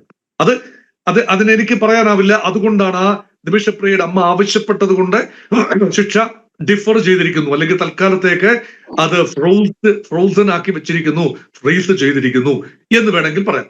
രണ്ടാമത്തെ ഒരു സാധ്യത എന്ന് പറയുന്നത് ഗവൺമെന്റ് ഓഫ് ഇന്ത്യയുടെ അനൗപചാരികമായ ഇടപെടലുകളുണ്ട്. ആ ഇടപെടലുകൾ തീർച്ചയായും യമൻ ഭരണകൂടം, യമന്റെ കോടതി സംവിധാനം, ഒരു ജുഡീഷ്യൽ കൗൺസിൽ ഉണ്ട്, പിന്നെ ഭരണകൂടമുണ്ട്, അത് തന്നെ ചിതറി നിൽക്കുന്ന ഒരു അവസ്ഥയിലാണ്. അതോടൊപ്പം തന്നെ ട്രൈബൽ കമ്മ്യൂണിറ്റീസിന്റെ ഒരു സെന്റിമെന്റ് പരിഗണിക്കാതിരിക്കാൻ ആവില്ല. ഇവിടെ ഈ 3 ഫാക്ടേഴ്സ് ആണ്. ഒന്ന്, യമന്റെ നീതിന്യായ സംവിധാനം, അത് പൂർണ്ണമായി സ്വതന്ത്രമായി ഒരു തീരുമാനമെടുക്കാനാവില്ല. പക്ഷെ ഞാൻ മനസ്സിലാക്കുന്നത് യമന്റെ സുപ്രീം കോടതി വധശിക്ഷ വിധിച്ചിരിക്കുന്നു. പ്രസിഡന്റ് ഓഫ് യമൻ അത് റാറ്റിഫൈ ചെയ്തിരിക്കുന്നു. അങ്ങനെ വരുമ്പോൾ യമന്റെ പ്രസിഡന്റിനെ ഒരിക്കൽ റാറ്റിഫൈ ചെയ്ത ഒരു തീരുമാനം, അത് ഒരുപക്ഷെ പ്രത്യേക റിക്വസ്റ്റോടുകൂടി അത് പുനഃപരിശോധിക്കാൻ അവസരമുണ്ടോ എന്നതിനെ കുറിച്ച് ആശയക്കുഴപ്പമുണ്ട്. പക്ഷെ യമന്റെ കോടതി സംവിധാനത്തിന് വേണമെങ്കിൽ ആ ശിക്ഷ വേണമെങ്കിൽ അത് ഡിഫർ ചെയ്യുകയോ മാറ്റിവെക്കുകയോ, അത് പൂർണ്ണമായി വിടുതൽ എന്നതല്ല, അതിനുള്ള ഒരുപക്ഷെ ഒരു പഴുതുണ്ടാവും. പക്ഷെ ആ ഒരു ശിക്ഷയുടെ അടിസ്ഥാനത്തിൽ മാത്രമേ അന്തിമ തീരുമാനം എടുക്കാനാവൂ. ആ അന്തിമ തീരുമാനം വരുമ്പോഴാണ് യഥാർത്ഥത്തിൽ ഫാമിലിയുടെ റോള് വരുന്നത്. അപ്പൊ ഒരുപക്ഷെ ആ ഘട്ടം വരെ എത്തി നിന്നിട്ടില്ല എന്ന് പോലും പറയാം. കാരണം ഇത് വീണ്ടും റൈറ്റ് ഫ്രം ദ ബിഗിനിങ് ഒന്നുകൂടെ സ്ക്വയർ 1 അതിലൂടെ തീർച്ചയായും കേസ് പുനഃപരിശോധിക്കില്ല. പക്ഷെ കോടതിയുടെ ഭാഗത്തു നിന്ന് ചിലപ്പോൾ വീണ്ടും ഒരു പുനഃപരിശോധന ഉണ്ടാകുമോ എന്നതിനെ കുറിച്ചും വ്യക്തതയില്ല. അതുകൊണ്ട് ഇത് ആധികാരികമാണ്, ആത്യന്തികമാണ് എന്നൊക്കെ പറയുമ്പോൾ 2 കാര്യങ്ങൾ ചിന്തിക്കണം. ഇവിടെ ഒരു യാഥാർത്ഥ്യം നമ്മൾ മനസ്സിലാക്കാതെ പോകരുത്. 16-ാം തീയതി നടക്കേണ്ടുന്ന അല്ലെങ്കിൽ നിയമപരമായി അവർ പ്രഖ്യാപിച്ചിരുന്ന ആ ഡേറ്റ്, അതിന് മുൻപ് 14-ാം തീയതി തന്നെ യമന്റെ ഔദ്യോഗികമായ ഒരു ഭാഷ്യം ഉണ്ടായിരിക്കുന്നു, ഒരു കത്തിലൂടെ പറഞ്ഞിരിക്കുന്നു ഈ ശിക്ഷ മാറ്റിവെച്ചിരിക്കുന്നു. അതിനുശേഷമാണോ അതിന് മുൻപാണോ ശ്രീ AP അബുബേക്കർ മുസലിയാർ ഈ കാന്തപുരം മുസലിയാറിന്റെ ഭാഗത്ത് നിന്ന് വന്ന ചില നീക്കങ്ങൾ, അത് ഞാൻ മനസ്സിലാക്കുന്നത് കാന്തപുരം എന്ന വ്യക്തി തീർച്ചയായും യമനിലെ ചില പൗരന്മാരുമായി, പ്രത്യേകിച്ച് ഷെയ്ഖ് ഹബീബുമായി സംസാരിച്ചിട്ടുണ്ട്. ഷെയ്ഖ് ഹബീബ് പല പ്രാവശ്യം വന്നിട്ടുണ്ട്. ഒരു സാങ്കല്പിക കഥാപാത്രമല്ല ഷെയ്ഖ് ഹബീബ് എന്ന് ഓർക്കണം. അദ്ദേഹം പല പ്രാവശ്യം ഇവിടെ വന്ന് കേരളത്തിൽ വന്ന് മർക്കസ് സന്ദർശിച്ചിട്ടുണ്ട്. കാന്തപുരത്തിന്റെ അതിഥിയായിരുന്നു. കാന്തപുരം അവിടെ പോയിട്ടുണ്ട്. തീർച്ചയായും അവർ തമ്മിലൊരു അന്തർധാരയുണ്ട്. ആ അന്തർധാര മതിയാവുമോ ഇങ്ങനെ ഒരു ശിക്ഷ മാറ്റി? ഡോക്ടർ മോഹൻ വർഗീസ്, അവിടെയാണ്, അതായത് ഈ രഹസ്യമായിട്ട് അങ്ങനെ ഒരു ആശയവിനിമയം നടത്തുന്നതിന് പകരം കേന്ദ്ര സർക്കാരിനെ കൂടി അറിയിച്ചുകൊണ്ട് അങ്ങനെ ഒരു ഡയലോഗ് നടത്തിയിരുന്നെങ്കിൽ കുറെ കൂടി ഫലപ്രദമാകില്ലായിരുന്നോ? അത് തന്നെയാണ് ഉയരുന്ന പ്രധാനപ്പെട്ട ഇപ്പോൾ ഈ ചർച്ചയുടെ ഈ കേന്ദ്ര ബിന്ദു എന്ന് പറയുന്നത്. ഇവിടെ എവിടെയാണ് താളപ്പിഴ സംഭവിച്ചത്? ഇത് ജമ്പിങ് ദ ഗൺ എന്ന് പറയും. അതായത് കേന്ദ്ര സർക്കാരിന് രംഗത്ത് വരാവുന്ന ഒരു അന്തരീക്ഷം ഉണ്ടാകുന്നതിന് പകരം നമ്മൾ ചെയ്തു കൊള്ളാം എന്ന് പറഞ്ഞുകൊണ്ട് ഏകപക്ഷീയമായി മുന്നോട്ട് പോകുമ്പോൾ അത് എത്തി നിൽക്കുന്നത് എവിടെയാണ്? അതുകൊണ്ട് പൂർണ്ണമായ മോചനം സാധ്യമായി എങ്കിൽ തീർച്ചയായും നമുക്ക് ആ ഫുൾ ക്രെഡിറ്റ് കാന്തപുരം ത്തിന്റെ പ്രവർത്തനം കൊടുക്കാൻ സാധിക്കും. ഇതൊരു ക്രെഡിറ്റിന്റെ വിഷയമല്ല. ഇപ്പോഴും ഒരു രാജ്യമാണ്, ഒരു രാജ്യത്തിന്റെ പൗരയാണ്, ഇന്ത്യ മഹാരാജ്യത്തിന്റെ പൗരയാണ് ശ്രീമതി നിമിഷപ്രിയ. അപ്പോൾ അങ്ങനെ വരുമ്പോൾ എന്ത് പറഞ്ഞാലും ഒരു മോചനം മറ്റൊരു രാജ്യത്തെ ഒരു ഇന്ത്യൻ സിറ്റിസൺ തടവിലാണെങ്കിൽ മോചിപ്പിക്കുമ്പോൾ അനൗപചാരികമായ എന്തെല്ലാം ഉണ്ടെങ്കിലും ആ അനൗപചാരിക സംഭാഷണങ്ങൾ എല്ലാം തന്നെ എത്തി നിൽക്കേണ്ടത് ഗ്രൗണ്ട് സെറ്റ് ചെയ്യുക, കളം ഒരുക്കുക. ആ കളം ഒരുക്കി കഴിയുമ്പോൾ അവിടെ കുറച്ചുകൂടി ഔപചാരികമായ ഒരു ഘടന അവിടെ വരികയാണ്. അതാണ് ഗവൺമെന്റൽ തിങ്. ഇപ്പോൾ അത് വൈകി ഉദിച്ച വിവേകം എന്ന് വേണമെങ്കിൽ പറയാം. അല്ലെങ്കിൽ തനിക്കൊറ്റയ്ക്ക്, അല്ലെങ്കിൽ ഒരു വിഭാഗം ആളുകൾക്കോ ഒരു വ്യക്തിക്കോ ഒരു സംഘടനയ്ക്കോ ഒറ്റയ്ക്ക് ഈ മോചനം സാധ്യമാക്കി നിമിഷപ്രിയയെ നാട്ടിലെത്തിക്കാനാവില്ല എന്ന വൈകി വന്ന ഒരു തിരിച്ചറിവ്.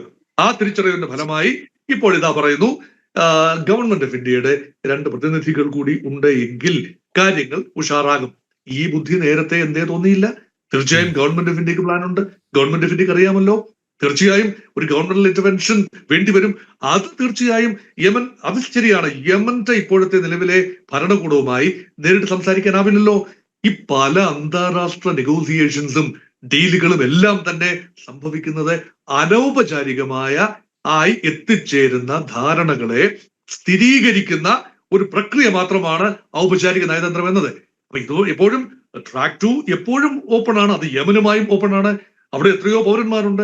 യമന്റെ ഇപ്പോഴത്തെ ഹൂതി ലീഡർഷിപ്പിലെ പലരും തീർച്ചയായും ഗവൺമെന്റ് ഓഫ് ഇന്ത്യയുമായി സംസാരിക്കാവുന്ന ആളുകൾ തന്നെയാണ്. പക്ഷെ അവിടെ കോംപ്ലിക്കേറ്റഡ് ആകുന്നത് അവർ മാത്രം വിചാരിച്ചാൽ യമനുള്ളിലെ ഒരു ഘടനയുണ്ട്. അതൊരു tribal layers and layers of tribal affiliation and loyalty, അത് തുച്ഛീകരിച്ചുകൊണ്ട്, അത് മാറ്റി നിർത്തിക്കൊണ്ട് നമുക്ക് യമന്റെ നിയമവ്യവസ്ഥയോ യമന്റെ ഭരണകൂടത്തിന്റെ തീരുമാനങ്ങളെയോ കാണാനാവില്ല. അതുകൊണ്ടാണ് അവരെ സ്വാധീനിക്കുന്ന ട്രൈബൽ ചിഫ്റ്റൻ അവരോട് സംസാരിക്കാൻ ഉചിതരായ ആളുകളാണ് തീർച്ചയായും ഈ സൂഫി വര്യന്മാർ. അത് തീർച്ചയായും നമുക്ക് ആ ഒരു ആനുകൂല്യം അവിടെ കൊടുക്കേണ്ടതുണ്ട്. കാരണം അവരുമായി സംസാരിച്ച് മനസ്സെറ്റ് ചെയ്യുന്നു. കാരണം തലാലിന്റെ ബ്രദറിന്റെ പ്രധാന പ്രശ്നം എന്താണ്? തന്റെ സഹോദരൻ വധിക്കപ്പെട്ടിരിക്കുന്നു. നിമിഷപ്രിയ അതിൽ മുഖ്യ പ്രതിയാണ്. യമനിൽ വലിയ കോളിളക്കം സൃഷ്ടിച്ച പ്രമാദമായ കേസാണ്. നമ്മളിവിടെ കൂടത്തായി ജോളിയെ കാണുന്ന ഒരു കേരള സമൂഹത്തിന് ഒരു രീതിയുണ്ട്. അല്ലെങ്കിൽ മറ്റ് പ്രധാനപ്പെട്ട ആളുകൾ, ഷെറിൻ, ഇപ്പോൾ മോചിതയായ ഷെറിൻ, കാരണപ്രവർത്ത കേസിലെ പ്രതിയായ ഷെറിൻ, അതും അല്ല എങ്കിൽ മറ്റൊരുപാട് സ്ത്രീ കഥാപാത്രങ്ങൾ ഇവിടെ ഉണ്ടായിട്ടുണ്ട്. കൊലപാതകങ്ങളിൽ പ്രതി ചേർക്കപ്പെട്ട, ശിക്ഷ അനുഭവിക്കുന്ന ആളുകൾ, അവരെക്കുറിച്ചുള്ള ഒരു പൊതുവികാരം കേരളത്തിൽ ഉള്ളതിന് സമാനമായ ഒരു വികാരം നിമിഷപ്രിയ വിഷയത്തിൽ, നിമിഷപ്രിയക്കെതിരെ യമനിലുണ്ട്. അതുകൊണ്ട് ഒരു തലാൽ പ്രതിനിധാനം ചെയ്യുന്ന മെഹദി ഗോത്രത്തിന്റെ ഒരു അഭിമാനം വ്രണപ്പെട്ടിരിക്കുന്നു. അങ്ങനെ ഒരു അഭിമാനം വ്രണപ്പെട്ടാൽ ബ്രദറിനോട് ചോദിക്കുകയാണ്, താൻ ബ്ലഡ് മണി വാങ്ങിക്കൊണ്ട്, ദിയാധനം സ്വീകരിച്ചുകൊണ്ട് തന്റെ സഹോദരനെ കൊന്നവൾക്ക് മാപ്പ് കൊടുത്തല്ലേ, എങ്ങനെ ജീവിക്കാൻ പറ്റും, എങ്ങനെ മുന്നോട്ട് പോകാനൊക്കും? അതുകൊണ്ട് ദിയാധനം എന്നൊക്കെ പറയുമ്പോൾ 100 വട്ടം ആലോചിക്കേണ്ട ഒരു കാര്യമാണ്. അതൊക്കെ സാധിക്കും, സംഭവിക്കും. അത് സംഭവിക്കേണ്ട കാര്യമാണ്. ആകാശത്ത് നിന്ന് പ്രവാചകന്മാർ ഇറങ്ങി വന്നാൽ പോലും ഈ തീരുമാനത്തിൽ മാറ്റമില്ല എന്ന് തന്നെ വ്യക്തമാക്കിയിട്ടുണ്ടല്ലോ തലാലിന്റെ സഹോദരൻ ഈ അബ്ദുൾ ഫത്ത ഈ ചില കാര്യങ്ങളൊക്കെ എങ്കിലും മാറ്റി മറിച്ചുമൊക്കെ പറഞ്ഞിട്ടുണ്ട്. ഒരു നെഗോസിയേഷൻ ഉണ്ടായി എന്ന രീതിയിൽ ഏതാനും ദിവസം മുമ്പ് കുറിപ്പിട്ടിരുന്നു എന്നത് കൂടി ചേർത്ത് വായിക്കണം. ഇപ്പോൾ പറയുന്നു അങ്ങനെ യാതൊരു നെഗോസിയേഷനും ഉണ്ടായില്ല. അന്ന് ഉണ്ടായി എന്ന് പറയുന്ന ഒരു ചർച്ചയുടെ ഒരു കണ്ടന്റ് എന്ന് പറയുന്നത് വ്യത്യസ്തമാണെന്ന രീതിയിലാണ് ഇപ്പോൾ വൈകി കമന്റ് ഇട്ടിരിക്കുന്നത്. അതുകൊണ്ട് എന്താണ്, അദ്ദേഹം വലിയ സമ്മർദ്ദം അനുഭവിക്കുന്നു. പക്ഷെ യഥാർത്ഥത്തിൽ ഇവിടെ വരുന്ന കാര്യം, കേരളത്തിൽ ഉൾപ്പെടെ നടക്കുന്ന പല ചർച്ചകളും ഈ സമ്മർദ്ദത്തിലാക്കുന്ന തലാലിന്റെ ഫാമിലിയെ സമ്മർദ്ദത്തിലാക്കുന്നു എന്ന് വേണമെങ്കിൽ പറയാം. അതുകൊണ്ടാണ് ഈ ഔപചാരിക സ്റ്റേറ്റ് നോൺ സ്റ്റേറ്റ് ആക്ടേഴ്സ് എന്ന് വിശേഷിപ്പിക്കാനാണ് ഞാൻ ആഗ്രഹിക്കുന്നത്. അത് ഈ സാമുവൽ ജെറോമിന്റെ ഇടപെടലാണെങ്കിലും ശരി, കാന്തപുരം സാഹിബിന്റെ ഇടപെടലാണെങ്കിലും ശരി, മറ്റ് വ്യക്തികൾ ഇടപെട്ടതൊക്കെ നോൺ സ്റ്റേറ്റ് ആക്ടേഴ്സ് ആണ്. ചില സംഘടനകൾ ഇടപെട്ടത് നോൺ സ്റ്റേറ്റ് ആക്ടേഴ്സ് ആണ്. ഒരു state actor government of India രംഗത്ത് വരുമ്പോൾ മാത്രമാണ് യഥാർത്ഥത്തിൽ ഒരു കേസിന്, അല്ലെങ്കിൽ ഒരു ഔപചാരിക, ഇനി യഥാർത്ഥത്തിൽ ഗവൺമെന്റ് ഓഫ് ഇന്ത്യ ഇൻവോൾവ് ആകാതെ, ഗവൺമെന്റ് ഓഫ് ഇന്ത്യയുടെ അറിവോ സമ്മതമോ പ്രയത്നമോ ഇല്ലാതെ ഏതെങ്കിലും ഒരു തടവുകാരൻ ലോകത്ത് എവിടെ നിന്നെങ്കിലും മോചിപ്പിക്കപ്പെട്ട് ഇന്ത്യയിൽ എത്തിയതായി എനിക്കറിവില്ല, എന്റെ അറിവിലില്ല. അങ്ങനെ ഒരു കാര്യമില്ല. ഞാൻ അന്താരാഷ്ട്ര ബന്ധങ്ങൾ പഠിപ്പിച്ചിരുന്ന യൂണിവേഴ്സിറ്റി തലത്തിൽ പഠിപ്പിച്ചിരുന്ന അധ്യാപകനാണ്. അത് എന്റെ അറിവിലില്ല. ഒരുപക്ഷെ യമനിലെ, ഇപ്പോൾ നമ്മൾ പറയുന്നത് യമൻ എന്ന രാജ്യത്തെ സവിശേഷമായ സാഹചര്യങ്ങൾ പരിഗണിച്ചുകൊണ്ട് ഒരു രീതിയിലും എത്തിപ്പെടാനാവാത്ത ഇടങ്ങളിലേക്ക് മനസ്സുകളെ സ്വരുക്കൂട്ടണമെങ്കിൽ ഒരുപക്ഷെ അനൗപചാരിക ഇടപെടൽ ഉണ്ടാകണം. അത് എനിക്ക് വാദത്തിന് വേണ്ടി സമ്മതിച്ചു തരാം. അനൗപചാരികമായ ഇടപെടൽ ഉണ്ടാകണം. അനൗപചാരിക ഇടപെടലുകൾ ഔപചാരിക തീരുമാനങ്ങളെ അതിനുള്ള വഴി ഒരുക്കുന്നതിനുള്ള മാർഗമായി മാത്രമേ എനിക്ക് കാണാനാവുന്നുള്ളൂ. അതുകൊണ്ടാണ് ആരുടെ ഭാഗത്ത്, കാന്തപുരം ഉൾപ്പെടെയുള്ളവരുടെ ഭാഗത്തു നിന്നുള്ള എല്ലാ സുമനസ്സുകളുടെയും അല്ലെങ്കിൽ എല്ലാ നല്ല ചിന്തയ്ക്കും നമവാകം എന്നെനിക്ക് പറയാൻ സാധിക്കും. പക്ഷേ അത് ആത്യന്തികമല്ല. അൾട്ടിമേറ്റ്ലി അതിന് സ്ഥിരീകരണം ഉണ്ടാകേണ്ടത് ഗവൺമെന്റ് ഓഫ് ഇന്ത്യയുടെ ഭാഗത്തു നിന്നാണ്. കാരണം ആ രാജ്യത്ത് നിന്ന് ഒരു വിമാനത്തിൽ കയറ്റി നിമിഷപ്രിയയെ ഇന്ത്യയിൽ എത്തിക്കണം എങ്കിൽ അതിനുള്ള സംവിധാനം ഒരുക്കുന്നതിന് അൾട്ടിമേറ്റ്ലി ഷുഡ് ബി ഇൻവോൾവ്. അല്ല എങ്കിൽ അത് സാധിക്കുമെന്ന് തോന്നുന്നില്ല. അതുകൊണ്ട് മറ്റു കാര്യങ്ങളെല്ലാം ക്രെഡിറ്റുകൾ ഏറെ ക്രെഡിറ്റുകൾ വാരിക്കൂരി നമുക്ക് നൽകാം. അവരുടെ എല്ലാം തക്കപ്പെട്ട മനസ്സാണ് എന്ന് നമുക്ക് പറയാം. അവരൊന്നും മനഃപൂർവ്വമായി ക്രെഡിറ്റ് എടുക്കാൻ ശ്രമിക്കുകയല്ല എന്ന് അവർ പറയുമ്പോൾ അതിനെയും കുറെയൊക്കെ നമുക്ക് അംഗീകരിച്ചു കൊടുക്കാം. പക്ഷേ one thing is for clear: the government of India has agents all around the world. Government of India India എന്ന രാജ്യത്തിന്റെ സുരക്ഷയ്ക്ക് ഭീഷണിയാവുന്ന ഒരുപാട് ആളുകൾ ഈ വിവിധ ഭൂഖണ്ഡങ്ങളിൽ, ആഫ്രിക്കൻ ഭൂഖണ്ഡം, ഏഷ്യയുടെ വിവിധ ഭാഗങ്ങൾ, പാകിസ്ഥാൻ ഉൾപ്പെടെ, ബംഗ്ലാദേശിൽ ഉൾപ്പെടെ, അമേരിക്കയിൽ ഉൾപ്പെടെ, കാനഡയിൽ ഉൾപ്പെടെ, യൂറോപ്പിൽ ഉൾപ്പെടെ, ബ്രിട്ടനിൽ ഉൾപ്പെടെ അവർ എലിമിനേറ്റഡ് ആകുന്നത് ഒരുപക്ഷെ ഗവൺമെന്റ് ഓഫ് ഇന്ത്യയുടെ ഒരു മാറി വന്ന ചിന്ത കൊണ്ടാണ്. ഗവൺമെന്റ് ഓഫ് ഇന്ത്യക്ക് വേണ്ടി ഇന്ത്യയുടെ ദേശീയ താല്പര്യം, ദേശീയ സുരക്ഷ പരിഗണിച്ചുകൊണ്ട്, ഉയർത്തിപ്പിടിച്ചുകൊണ്ട് ഇന്ത്യക്ക് വേണ്ടി പ്രവർത്തിക്കാൻ തയ്യാറാവുന്ന മറ്റു രാജ്യങ്ങളിലെ പൗരന്മാരുണ്ട് എന്നോർക്കണം. ഇത് രണ്ടാം ട്രാക്ക് 2 ആണ്. അത് ഞാൻ പറയുന്ന അജ്ഞാതരുടെ കൊലപാതകം എന്ന ഒരു ലളിതയുക്തിയിൽ നിന്നുകൊണ്ടല്ല ഞാൻ പറയുന്നത്. അത് പോസിറ്റീവായ കൊലപാതകങ്ങളല്ല.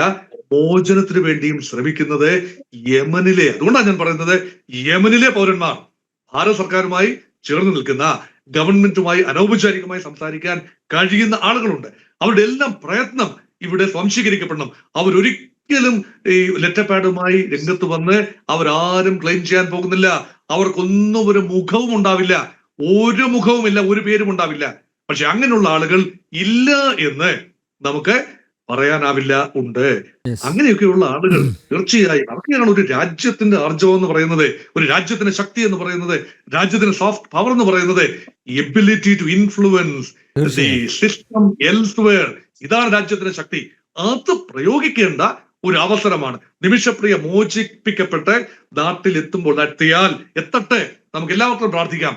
അങ്ങനെ എത്തിയാൽ തീർച്ചയായും കതിരും പതിരും തെളിയുന്ന ഒരവസ്ഥ ഉണ്ടാകും. അന്ന് നമുക്ക് മനസ്സിലാകും, ഇതിന്റെ നാൾവഴികൾ മനസ്സിലാകും. ക്രെഡിറ്റ് എടുത്തവരൊക്കെ എന്തായിരുന്നു അവർ ചെയ്തത് എന്നത് വ്യക്തമായി ബോധ്യമാക്കുന്നത് ആ നിമിഷത്തിൽ മാത്രമായിരിക്കും. പല കാര്യങ്ങളിലും വ്യക്തത ഇല്ല എന്നുള്ളതാണ്. ആ ഇടപെട്ട ആളുകൾക്ക് പോലും അതിൽ വ്യക്തത വരുത്താൻ പറ്റുന്നില്ല എന്നുള്ളതാണ്. ആരിഫ് ഹുസൈൻ, ഈ ശരീഅത്ത് നിയമത്തിൻ്റെ ആ ഒരു കാർക്കശ്യം, ആ ഇരുമ്പ് ചട്ടക്കൂട്, അത് പൊളിച്ച് പണിയാനുള്ള ഒരു ശ്രമം കൂടി കാന്തപുരത്തിൻ്റെ ഭാഗത്തു നിന്ന്, അങ്ങനെ ഒരു ഉദ്യമം കൂടി കാന്തപുരത്തിൻ്റെ ഭാഗത്തു നിന്ന് ഉണ്ടാവേണ്ടതല്ലേ ഈ ഘട്ടത്തിൽ, അല്ലേ? കാരണം ആ നിയമം, കർശനമായിട്ടുള്ള ആ നിയമവ്യവസ്ഥ നിലനിൽക്കുന്നത് കൊണ്ടാണല്ലോ നിമിഷപ്രിയയുടെ മോചനം വൈകുന്നത്, മറിച്ചൊരു തീരുമാനമെടുക്കാൻ സാധിക്കാതെ വരുന്നത്. അതുകൊണ്ട് ഇത്തരം ഘട്ടങ്ങളിൽ എങ്കിലും, അല്ലേ, ഈ ശരീഅത്ത് നിയമത്തിൽ ഒരു ഭേദഗതി വരുത്തുന്നതിനെക്കുറിച്ച് കാന്തപുരത്തെ പോലുള്ള മതപണ്ഡിതർ ആലോചിക്കേണ്ട സമയം അതിക്രമിച്ചില്ലേ? ശരീഅത്ത് നിയമത്തിൽ അല്ലെങ്കിൽ ശരീഅത്തിൽ ഒരു പരിഷ്കരണം എന്ന് പറയുന്ന സംഗതി ഇസ്ലാമികമായിട്ട് നിലനിൽക്കുന്ന കാര്യമല്ല, ഒന്ന്. എന്നാലും ഇന്ന് ഈ ഒരു സാഹചര്യത്തിൽ ഞാൻ ആ ഒരു വിഷയം അധികം സംസാരിക്കാൻ ഇഷ്ടപ്പെടുന്നില്ല. കാരണം എന്താണെന്ന് വെച്ചാൽ അത് ഒരു ഔചിത്യക്കുറവുണ്ട്. കാരണം ഇവിടെ ഞാൻ തുടക്കത്തിൽ പറഞ്ഞ പോലെ ഏതൊരു നാട്ടിലും ഒരു നിയമം ഉണ്ടെങ്കിൽ എന്താണ് ദ റൂൾ ഓഫ് ലോ എന്ന് പറയുന്ന സംഗതി നമ്മൾ എങ്ങനെയാണോ ഉയർത്തി വെക്കുന്നത് അത് എല്ലാ ആളുകളും ഉയർത്തി വെക്കുന്ന കാര്യമാണ്. ഇപ്പോൾ ഒരു ഉദാഹരണം പറഞ്ഞാൽ, ഇപ്പോൾ നമുക്കറിയാം ഈ ശരീഅത്തിന്റെ ഒരുപാട് പ്രശ്നങ്ങൾ നമ്മൾ പറയാറുണ്ട്. ഏതാനും വർഷങ്ങൾക്ക് മുന്നേ സൗദി അറേബ്യയിലെ അവിടുത്തെ പ്രിൻസ് പറയുന്ന ഒരു കാര്യം, MBS പറയുന്ന ഒരു സ്റ്റേറ്റ്മെന്റ് ശ്രദ്ധിച്ചിട്ടുണ്ടാവും. അതായത് ഞങ്ങളുടെ നാട്ടിലെ നിയമങ്ങൾ പ്രശ്നമാണെന്ന് ഞങ്ങൾക്കറിയാം, എനിക്കറിയാം, ഇത് തിരുത്തണമെന്നും നമുക്കറിയാം. കാരണം ഇത് എന്താണ്, ഇറ്റ് ഈസ് എംബാരസിങ് എന്നാണ് പറഞ്ഞത്. ഇത് നാണക്കേട് ഉണ്ടാക്കുന്ന അന്താരാഷ്ട്ര സമൂഹത്തിന് മുന്നിൽ. ഒരു ഉദാഹരണം പറഞ്ഞാൽ, സ്ത്രീകൾക്ക് പുറത്തിറങ്ങി നടക്കാൻ പറ്റായിക, ഈ മഹറം നിയമം, ഒറ്റയ്ക്ക് വണ്ടി ഓടിക്കാൻ കഴിയുന്നില്ല, അങ്ങനെ പല പല കാര്യങ്ങൾ പറയുന്നത്, അതൊക്കെ അവർ പലതും മാറ്റി. അപ്പോൾ അതിന് അവർ പറഞ്ഞൊരു സ്റ്റേറ്റ്മെന്റ് ഉണ്ട് ഈ MBS. അതായത് സംഗതി ഇതൊക്കെ ഞങ്ങൾക്കറിയാം, ഇതൊക്കെ മാറ്റേണ്ടതാണെന്ന് അറിയാം, പക്ഷേ ഒരു റൂൾ ഓഫ് ലോ ഉണ്ടല്ലോ, അതിനനുസരിച്ചല്ലേ എനിക്ക് മുന്നോട്ട് പോകാൻ പറ്റും. കാരണം ഞാൻ ഇവിടുത്തെ ഭരണാധികാരിയും കൂടി ആകുമ്പോൾ അതിനനുസരിച്ച് എനിക്ക് മുന്നോട്ട് പോകാൻ പറ്റും. പക്ഷേ എന്നിട്ടും ഞങ്ങൾക്ക് ആകെ കൂടി അവൈലബിൾ ആയിട്ടുള്ള 100 ലോയേഴ്സിനെ വെച്ചുകൊണ്ട് ഇത് പൊളിച്ച് എഴുതിക്കൊണ്ടിരിക്കുകയാണ് ഞങ്ങൾ. അതിന് കുറച്ച് സമയമെടുക്കും എന്നാണ് പുള്ളി പറഞ്ഞത്. അപ്പോൾ റൂൾ ഓഫ് ലോ എന്ന് പറയുന്നത് അത് വളരെ പ്രധാനപ്പെട്ട കാര്യമാണ്. ആ സാധനത്തെ കീപ്പ് ചെയ്യണമെന്നാണ് നമ്മളെപ്പോലുള്ള ആളുകളൊക്കെ എപ്പോഴും പറയുക. ഇപ്പോൾ പാരലൽ ആയിട്ടുള്ള സംവിധാനങ്ങൾ ഒരുക്കുന്ന ആര് തന്നെ വന്നാലും, അതിപ്പോൾ ഈ ഇസ്ലാമിക തീവ്രവാദികളായാലും ഈ വലതുപക്ഷം തീവ്രവാദികളായാലും എല്ലാവരോടും നമ്മൾ ഒരേപോലെ പറയുന്ന കാര്യമാണ്, പാരലൽ സംവിധാനങ്ങൾ ഒരുക്കുക എന്ന് പറയുന്നത് അത് രാഷ്ട്രത്തിന്റെ നിലനിൽപ്പിനെ ബാധിക്കുന്ന വിഷയമാണ്. അത് തന്നെയാണ് ഇവിടെയും നമ്മൾ കാണുന്നത്. അതായത് ഇപ്പോൾ യമനിൽ അവിടെ ഒരു രാജ്യം, അതിപ്പോൾ നമ്മളെ സംബന്ധിച്ചിടത്തോളം അവിടെ ഒരു ഒഫീഷ്യൽ ഒരു എന്താ പറയുക ഒതന്റിക് ആയിട്ട് നമുക്ക് എടുത്തു പറയാവുന്ന ഒരു ഔദ്യോഗികമായ ഒരു പവർ ഉണ്ടെന്നൊന്നും നമ്മൾ പറയുന്നില്ലെങ്കിൽ പോലും അവിടുത്തെ ജനങ്ങൾ എന്താ കരുതുന്നത്, അത് അവരുടെ ഔദ്യോഗികമായ സംഗതിയായിട്ടും അവിടെയുള്ള കോടതികൾ അവർ ബഹുമാനിക്കുന്നതായിട്ടാണ് കാണുന്നത്. ഇപ്പോൾ നമ്മളിത് സംസാരിക്കുന്നതിന് ഏതാനും മണിക്കൂർ മുന്നേ ഈ താലാലിൻ്റെ സഹോദരൻ ഫേസ്ബുക്കിൽ പോസ്റ്റ് ഇട്ടിട്ടുണ്ട്. അതിൽ ഏറ്റവും ലാസ്റ്റ് വന്നിരിക്കുന്ന പോസ്റ്റ് ഞാൻ കണ്ടപ്പോൾ അതിൽ എഴുതിയിരിക്കുന്നത് എന്താണ്, മാധ്യമങ്ങൾ പറയുന്നു ഞങ്ങളുടെ രാജ്യമാകെ കുട്ടിച്ചോറാണ്, ഇവിടെ ഒരു സംവിധാനവുമില്ല എന്നൊക്കെ നിങ്ങൾ പറയുന്നുണ്ട്. പക്ഷേ ഇവിടെ ഒരു നിയമ സംവിധാനമുണ്ട്, ഇവിടെ ഒരു കോടതിയുണ്ട്, ആ കോടതിയുടെ വിധികളിലും ഉത്തരവുകളിലും പൂർണ്ണ വിശ്വാസവും എനിക്കുണ്ട്. അതുകൊണ്ട് തന്നെ ദൈവത്തിൻ്റെ യഥാർത്ഥ നിയമങ്ങൾ അതിൻ്റെ അടിസ്ഥാനത്തിൽ നടപ്പിലാക്കേണ്ട ശിക്ഷാവിധികൾ അത് അതേപോലെ നടപ്പിലാക്കാൻ സാധിക്കുമെന്നാണ് നമ്മൾ പ്രതീക്ഷിക്കുന്നത് എന്ന തരത്തിലുള്ള ധ്വനി വരുന്ന രീതിയിലുള്ള വാചകങ്ങൾ ഉപയോഗിച്ചുകൊണ്ട് ഈ കുറിപ്പിട്ട് വെക്കുമ്പോൾ നമ്മൾ അതിൽ നിന്ന് മനസ്സിലാക്കേണ്ടത് എന്താണ്, നമ്മളെങ്ങനെയാണോ നമ്മുടെ നാട്ടിലെ ഈ റൂൾ ഓഫ് ലോയെ ഉയർത്തി വെക്കുന്നത് അത് തന്നെയാണ് യമനിലെ പൗരനായിട്ടുള്ള തലാലിൻ്റെ സഹോദരനും അവിടെ ഉയർത്തി വെക്കുന്നത്. അതിനെ നമുക്ക് മാനിച്ചേ പറ്റുള്ളൂ. അതാണ് ഇതിലെ കാര്യം എന്ന് പറയുന്നത്. അപ്പോൾ ഇനി ഈ ഒരു അവസരത്തിൽ നമ്മൾ ഇതിനെ ഈ ഇസ്ലാമിൻ്റെ ഈ ഒരു വിഷയത്തിലെ പ്രശ്നത്തെ അഡ്രസ്സ് ചെയ്യാൻ വേണ്ടി ഇറങ്ങി തിരിച്ച എന്താ ഉണ്ടാവുക എന്ന് പറഞ്ഞു കഴിഞ്ഞാൽ, ഇപ്പോൾ തന്നെ നമ്മൾ കാണുന്നു ഈ വിഷയം വന്നതിന് ശേഷം നമ്മളിവിടെ എന്ത് പറഞ്ഞാലും, പ്രത്യേകിച്ച് ഈ AI ടൂൾസും ഇൻ്റർനെറ്റും ഉള്ളതുകൊണ്ട് നമ്മൾ മലയാളത്തിൽ എഴുതിയിട്ടാൽ പോലും ഒരു ട്രാൻസ്ലേറ്റ് ദിസ് എന്നുള്ള ഒരു ബട്ടൺ അവിടെ അമർത്തി കഴിഞ്ഞാൽ അത് പച്ച അറബിയിലേക്ക് അത് മാറുകയാണ്. അത് അവർക്ക് വളരെ ക്ലിയർ ആയിട്ട് വായിക്കാൻ പറ്റുന്ന സംഗതികളായി മാറുന്നത് കൊണ്ട് നിലവിൽ ഈ വിഷയത്തിൽ നമ്മളൊരു പരിഹാരത്തിന് വേണ്ടി ശ്രമിച്ചുകൊണ്ടിരിക്കുമ്പോൾ മോചനം ലഭിക്കുക അല്ലെങ്കിൽ ആ വധശിക്ഷ ഒഴിവാക്കി കിട്ടുക എന്നുള്ളൊരു ശ്രമം അതിപ്പോഴും തുടരുന്ന ഘട്ടത്തിൽ അതിനുവേണ്ടി ഉള്ള പരിശ്രമം വളരെ കൂടുതൽ വേണ്ട ഈ ഒരു ഘട്ടത്തിൽ നമ്മളത് പറഞ്ഞാൽ അത് ബാക്ക് ഫയർ ചെയ്യാൻ ഉള്ള ഇടയുള്ളതുകൊണ്ട് ഞാനത് നിൽക്കുന്നില്ല. പക്ഷെ എന്നാൽ ഒറ്റവാക്കി പറയുകയാണെങ്കിൽ വധശിക്ഷ എന്ന് പറയുന്ന സംഗതി നമ്മുടെ നാട്ടിലുണ്ട്, അത് ഈ പറയുന്ന സൗദി അല്ലെങ്കിൽ അറബ് രാഷ്ട്രങ്ങളിലുണ്ട്. പക്ഷേ വ്യത്യാസം എന്താണ്, നമ്മുടെ നാട്ടിൽ അത് നടപ്പിലാക്കുന്ന രീതിയും അതുപോലെ മറ്റുള്ള ഒരു സ്ഥലത്ത് അത് നടപ്പിലാക്കുന്ന രീതിയും അതിൻ്റെ പിന്നിൽ പ്രവർത്തിക്കുന്ന പ്രിൻസിപ്പിൾസും ഡിഫറൻസ് ഉണ്ട്. എന്ന് വെച്ചാൽ നമ്മുടെ നാട്ടിൽ അത് വളരെ റെയറായിട്ട് കഴിയുന്നത് ഒഴിവാക്കാൻ പറ്റുന്ന എന്തെങ്കിലും ഒരു സാധനമാണെങ്കിൽ ഒഴിവാക്കാൻ പറ്റുന്ന പരമാവധി ശ്രമം നടത്തിയിട്ടാണ് നമ്മളത് നടപ്പിലാക്കാൻ വേണ്ടി ശ്രമിക്കുന്നത്. പ്രവർത്തകർ അപ്പോൾ അതിനെതിരാണ് പ്രവർത്തിക്കുമല്ലോ. യെസ്. അതേസമയം ഇപ്പോൾ അറബ് രാഷ്ട്രങ്ങളിലേക്ക് നമ്മൾ നോക്കിക്കഴിഞ്ഞാൽ നമ്മൾ കാണുന്ന എന്താണ്, അവിടുത്തെ വധശിക്ഷ നടപ്പിലാക്കുന്നത് കണ്ട് നമ്മുടെ നാട്ടിലടക്കം അതിന് ഫാൻ ബേസ് ആണ്. അതാണ് ഞാൻ തുടക്കത്തിൽ പറഞ്ഞത്, സൗദിയിലെ പോലെ കട്ടവൻ്റെ അപ്പം തന്നെ വെട്ടണം, തല വെട്ടണം, മൂട് വെട്ടണം എന്നൊക്കെ പറയുന്നത് ആ രീതിയിൽ കണ്ണും മൂക്കില്ലാതെ. ഇപ്പോൾ റേപ്പ് വിക്ടിമിനെയൊക്കെ സത്യം പറഞ്ഞു കഴിഞ്ഞാൽ ഒരു സ്ത്രീക്ക് ഇപ്പോൾ നമ്മൾ സാധാരണ ഈ വിശ്വാസികളൊക്കെ പറഞ്ഞെടുക്കുന്ന കാര്യമാണ്, ഇസ്ലാമിക രാജ്യങ്ങളിൽ റേപ്പ് വളരെ കുറവാണ്, കണ്ടില്ലേ സൗദിയിൽ റേപ്പ് ഇല്ല എന്നൊക്കെ പറയും. എന്തുകൊണ്ടാണ് അവിടെ റേപ്പ് റിപ്പോർട്ട് ചെയ്യപ്പെടാത്തത്? റേപ്പ് അവിടെ നടക്കുന്നുണ്ട്, പക്ഷേ അവിടെ അത് റിപ്പോർട്ട് ചെയ്യാൻ ചെല്ലുമ്പോൾ സ്ത്രീകളുടെ മേലെ കൂടുതൽ ഭാരമാണ്. എന്താണ് ആ ഭാരം? 4 സാക്ഷികളുമായിട്ട് ചെല്ലണം. ഈ 4 സാക്ഷിയില്ലാന്നുണ്ടെങ്കിൽ റിപ്പോർട്ട് ചെയ്യാൻ വേണ്ടി പോയ സ്ത്രീയെ പിടിച്ച് ശിക്ഷിക്കും. അപ്പോൾ എന്താ അവിടെ സംഭവിക്കുക? ഈ സ്ത്രീകൾ റിപ്പോർട്ട് ചെയ്യില്ല. ഇതാണ് പലപ്പോഴും സംഭവിക്കുന്നത്. ഇനി അഥവാ ഈ പെൺകുട്ടി അവിടെ ഗർഭിണിയായിട്ടുണ്ടെന്ന് വിചാരിക്കുക, അപ്പോൾ ശിക്ഷ രണ്ടുപേർക്കും കിട്ടും. അതായത് ഇനിയിപ്പോൾ സാക്ഷി ഉണ്ടോ ഒക്കെ ശരിയാണ് എന്ന് വന്നാൽ പോലും ഈ കുട്ടികളെ ഉണ്ടായി അത് വ്യഭിചാരത്തിന്റെ ഈ ചാട്ടവാറിന്റെ അടിയും കൂടി ഈ പെണ്ണിനും കൂടി കിട്ടുന്ന അവസ്ഥയാണ് വരിക. അപ്പൊ ഇതൊക്കെ പേടിച്ചിട്ട് ആളുകൾ ഇത് ഒളിപ്പിച്ചു വെക്കുകയും മിണ്ടാതിരിക്കുകയൊക്കെയാണ് പലപ്പോഴും സംഭവിക്കുന്നത്. അതാണ് ഈ റിപ്പോർട്ട് ചെയ്യുന്നില്ല എന്ന് പറയുന്നത്. നമ്മൾ ചോദിക്കുന്നത് ഈ പറയുന്ന നിയമങ്ങൾ നമ്മുടെ നാട്ടിൽ വേണമെന്നാണോ ഈ ഫാൻ ബേസ് വെച്ച് നടക്കുന്ന ആളുകളോട് നമുക്ക് ചോദിക്കാനുള്ളത്? അതാണോ നിങ്ങൾ ആഗ്രഹിക്കുന്നത്? അല്ല. ഇവിടെ നമ്മൾ റൂൾ ഓഫ് ലോ ഉണ്ട് എന്ന് പറയുമ്പോഴും അത് മാന്യമായ രീതിയിലും അതൊരു റെസ്റ്റോറേറ്റീവ് ജസ്റ്റിസ് എന്നുള്ള രീതിയിൽ അല്ലെങ്കിൽ റീഹാബിലിറ്റേറ്റീവ് ജസ്റ്റിസ് എന്നുള്ള രീതിയിൽ വേണമെന്നാണ് നമ്മൾ പറയുന്നത്. ഇതുകൊണ്ട് സമൂഹത്തിൽ മാറ്റമാണ് നമ്മൾ പ്രതീക്ഷിക്കുന്നത്. വെസ്റ്റേൺ രാജ്യങ്ങളിൽ നമ്മൾ പറയുന്നു ജയിലുകൾ അടച്ചുപൂട്ടുന്നതിനെ കുറിച്ച്, അവിടുത്തെ ഇൻമേറ്റ്സിന്റെ എണ്ണം കുറയുന്നതിനെ കുറിച്ചൊക്കെ നമ്മൾ പറയാറുണ്ടായിരുന്നു. അതാണ് നമ്മൾ പ്രതീക്ഷിക്കുന്നത്. അപ്പൊ ഇതിന് പകരം നമ്മളിവിടെ കാണുന്നത് ഇത്തരത്തിലുള്ള ഒരു വാദമാകുമ്പോൾ ഒരു സ്കോപ്പ് അവിടെ കിടപ്പുണ്ട്. ഈ വിഷയത്തിന്റെ പ്രാധാന്യം, ഇതിന്റെ കാടത്തം എത്രത്തോളം ഉണ്ട് എന്നുള്ളത് ചർച്ച ചെയ്യാനുള്ള ഒരു അവസരം ഇതിലുണ്ട്. പക്ഷെ അതിപ്പോൾ നമ്മൾ ഉപയോഗിക്കുന്നില്ല, അതവിടെ റിസർവ് ചെയ്ത് വെച്ചിരിക്കുകയാണ്. വൈകാതെ ഇതിന്റെ ഒരു ഫൈനൽ പിക്ചർ വന്നു കഴിയുമ്പോൾ നമുക്ക് അതിനെക്കുറിച്ച് ചർച്ച ചെയ്യാമെന്നാണ് ഞാൻ വിചാരിക്കുന്നത്. അതെ, അറബിയിലേക്ക് ട്രാൻസ്ലേറ്റ് ചെയ്യപ്പെട്ട് കഴിഞ്ഞാൽ എനിക്ക് കൂടുതൽ തീർച്ചയായും അപകടം ക്ഷണിച്ചു വരുത്തണ്ട. ഓക്കെ, ഒരു പ്രേക്ഷകൻ കൂടി പ്രതികരിക്കാൻ റെഡിയായി നിൽക്കുകയാണ്. കണ്ണൂരിൽ നിന്ന് സുകുമാരൻ, താങ്കൾക്ക് പറയാനുള്ളത് പെട്ടെന്ന് പറയാം. സാറേ എനിക്ക് ഈ മോഹൻ സാറ് നല്ല ഇഷ്ടമാണ്. ഏതാ? മോഹൻ സാറിനെ എനിക്ക് നല്ല ഇഷ്ടമാണ്. അയാൾ സത്യസന്ധമായിട്ട് പറയുന്ന ഒരു ആളാണ്. ഓഹോ, ഓക്കെ. സത്യസന്ധമായിട്ട് പറയുന്ന ഒരാളാണ്. അതുകൊണ്ട് ഇത് ഇടപെട്ടത് കാന്തപുരാണോ അല്ല ഉമ്മൻചാണ്ടിയുടെ മോനാണോ അല്ല ആണോ എന്നറിഞ്ഞ കൊള്ളാമല്ലേ മോഹനത്തിന് നിർത്തിവെച്ചത്. ആരാണ് ഇടപെട്ടതെന്നല്ലേ? അതെ അതെ അതെ സാറേ, അതാണ് സുകുമാരൻ. എല്ലാവരും അവകാശവാദം ഉന്നയിക്കുകയാണ്. അതുകൊണ്ടാണ് പറഞ്ഞത് സാറേ. മോഹൻ സാറാകുമ്പോ അതിന് കൃത്യമായിട്ട് പറഞ്ഞുതരും. അതെ, ആ ഓക്കെ. കൂടുതൽ എന്തെങ്കിലും പറയാനുണ്ടോ ഇനി? വേറൊന്നും പറയുന്നത് സാറേ. അല്ല, ഇതിനെപ്പറ്റി മോചനം ഉണ്ടാവുമോ എന്നും കൂടെ അറിഞ്ഞാൽ കൊള്ളാമല്ലേ. മോചനം ഉണ്ടാകുമോ എന്നുള്ള അല്ലേ, അതിന് എത്രത്തോളം സാധ്യത ഉണ്ട് എന്ന്. യെസ്, നമുക്ക് അതുകൂടി ആരായാം. അഡ്വക്കേറ്റ് ശ്രീ പത്മനാഭൻ, കേന്ദ്ര സർക്കാരിൻ്റെ പ്രതിനിധികളെ അയക്കണമെന്നാണല്ലോ പറഞ്ഞിരിക്കുന്നത്.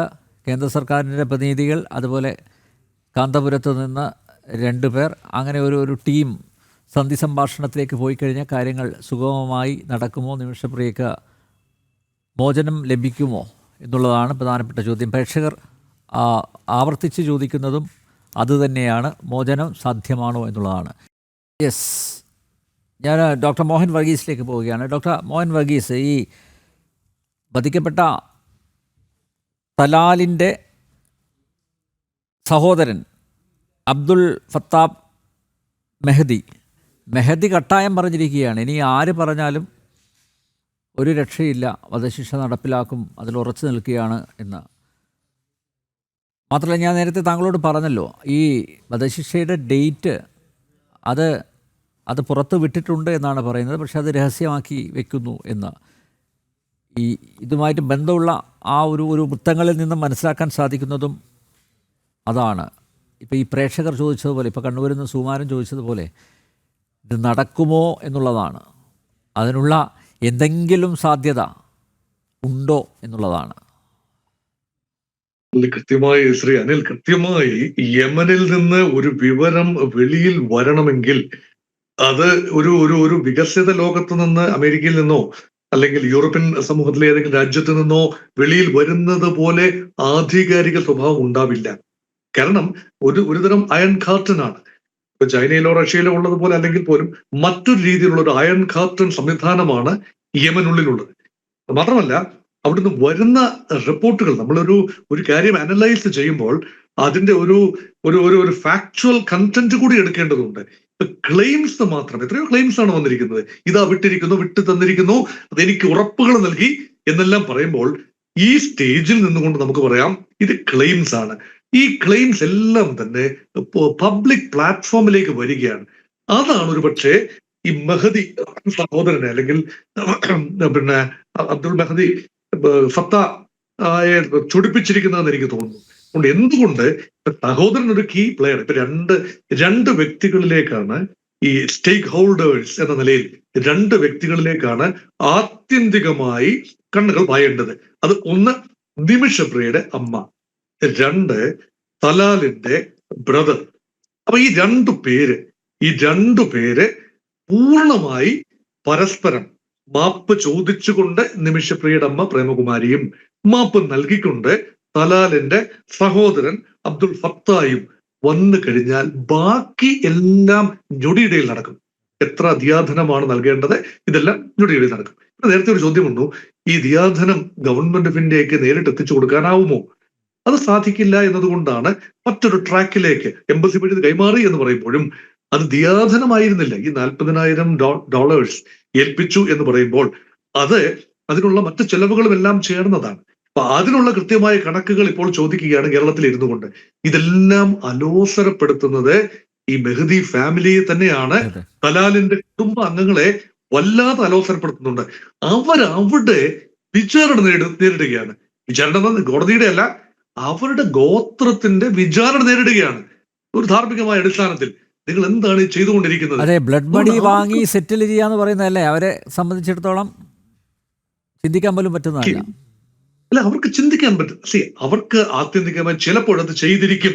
അത് ബ്ലഡ് മണി വാങ്ങി റിലീസ് ചെയ്യുകയല്ല, ദയാപൂർവം ഇത് റിലീസ് ചെയ്യാൻ, മാപ്പ് കൊടുക്കാൻ തീരുമാനമെടുക്കുകയും പിന്നീട് ഒരു തുക അവരെ ഏൽപ്പിക്കുക, അത് വിഷമത്തോടു കൂടി കൈപ്പറ്റുക. ഇത്രമാത്രം ഇതേ ഉള്ളൂ. അതിന് നമ്മളൊക്കെ കൊടുക്കുന്ന ഒരു ബിസിനസ് കണ്ണോടുകൂടി കുറെ പണം സ്വീകരിക്കാനുള്ള വ്യഗ്രതയിൽ ഫാമിലി മാപ്പ് കൊടുത്തു എന്ന ഒരു പരിപ്രേക്ഷ്യമാണ് ഇവിടെ നൽകുന്നത്. അതല്ല അതിന്റെ ഉദ്ദേശവും, അങ്ങനെ തന്നെ അല്ല. ഇവിടെ നമ്മൾ ഇരുന്നു കൊണ്ട് കൃത്യമായ നിയമവാഴ്ചയുള്ള രാജ്യമാണല്ലോ ഭാരതം. എ വി ഡൈസിയുടെ ഒരു പുസ്തകത്തിൽ നിന്ന് കടന്നു വരുന്ന ഒരു ചിന്ത, അത് ബ്രിട്ടീഷ് സംവിധാനത്തെ നയിക്കുന്ന ചിന്ത, അതുതന്നെയാണ്. ആ ഒരു നിയമത്തിന് മുന്നിൽ എല്ലാവരും സമന്മാരാണ്. ഈ രണ്ടു തരം നിയമങ്ങളിൽ എല്ലാവരും ഒരേ തരം കോടതിക്കും ഒരേ തരം നിയമത്തിനും ഒരുപോലെ ബാധകമാണ്. മത നിയമങ്ങളൊന്നുമല്ല, മറിച്ച് നാടിന്റെ നിയമം ഭരണഘടന അനുശാസിക്കുന്ന രീതിയിൽ മാത്രമാണ് ഇവിടുത്തെ കാര്യങ്ങൾ നടക്കുക. അതിനുപരിയായി നിയമവ്യവസ്ഥയും അതിനുള്ളിൽ നിന്നുകൊണ്ട്, ആ ഫ്രെയിമിനുള്ളിൽ നിന്നുകൊണ്ടാണ് നമ്മുടെ നിയമവ്യവസ്ഥ നടക്കുന്നത്. പക്ഷെ അങ്ങനെയല്ല. ഒരു മതഘടന അവിടെ വരുമ്പോൾ അവിടെ നാടിന്റെ മറ്റൊരു നിയമം അവിടെ വരുന്നില്ല. അതുകൊണ്ടാണ് യമൻ സർക്കാരിന് അവിടെ ഒരു ഫ്ലെക്സിബിലിറ്റി ഇല്ലാതെ പോകുന്നു. അവിടുത്തെ ജനങ്ങളുടെ ഒരു, പ്രത്യേകിച്ച് ട്രൈബൽ പോപ്പുലേഷന്റെ ചില പ്രൈമോഡിയൽ ലോയൽറ്റീസ് ഉണ്ട്. അപ്പൊ അത് അവിടെ ആ ശരിയ നിയമം, ആ നിയമം അനുശാസിക്കുന്ന ഒരു മാർഗമാണ് കൊല്ലപ്പെടുന്ന ആളിന്റെ കുടുംബ അംഗങ്ങൾക്ക് വേണമെങ്കിൽ മാപ്പ് നൽകാം. ഇവിടെ ഇന്ത്യയിൽ അങ്ങനെയല്ല, മറ്റു പല രാജ്യങ്ങളും വികസിത ലോകത്തൊന്നും അങ്ങനെയല്ല. അപ്പൊ ഇത് ഇസ്ലാമിക നിയമമനുസരിച്ച്, ശരീഅത്ത് നിയമമനുസരിച്ച് ഉള്ള ഒരു പ്രത്യേക അവസ്ഥയാണ്.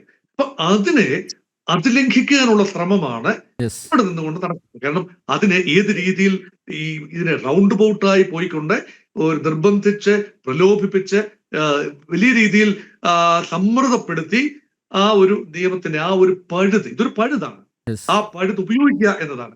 അത് ഉപയോഗിക്കുന്നതിൽ തെറ്റൊന്നുമില്ല. കാരണം ഉദ്ദേശം എന്ന് പറഞ്ഞാൽ ഒരു രാജ്യം മുഴുവൻ, ഒരു ജനത മുഴുവൻ, കേരള സംസ്ഥാനം മുഴുവൻ, മലയാളികൾ മുഴുവൻ തന്നെ നിമിഷപ്രിയയുടെ മോചനത്തിന് വേണ്ടി ആഗ്രഹിക്കുന്നു.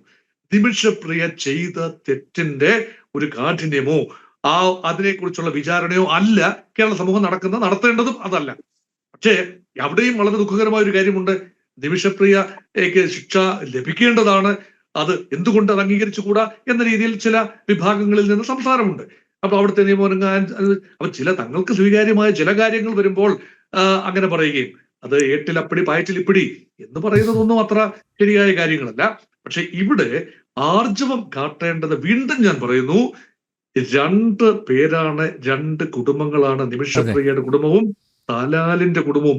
അതിന് സാധിക്കുന്ന രീതിയിൽ സാഹചര്യങ്ങൾ ഒരുക്കാൻ മാത്രമേ തേർഡ് പാർട്ടി ഇനിഷ്യേറ്റീവ്സിന് കഴിയൂ.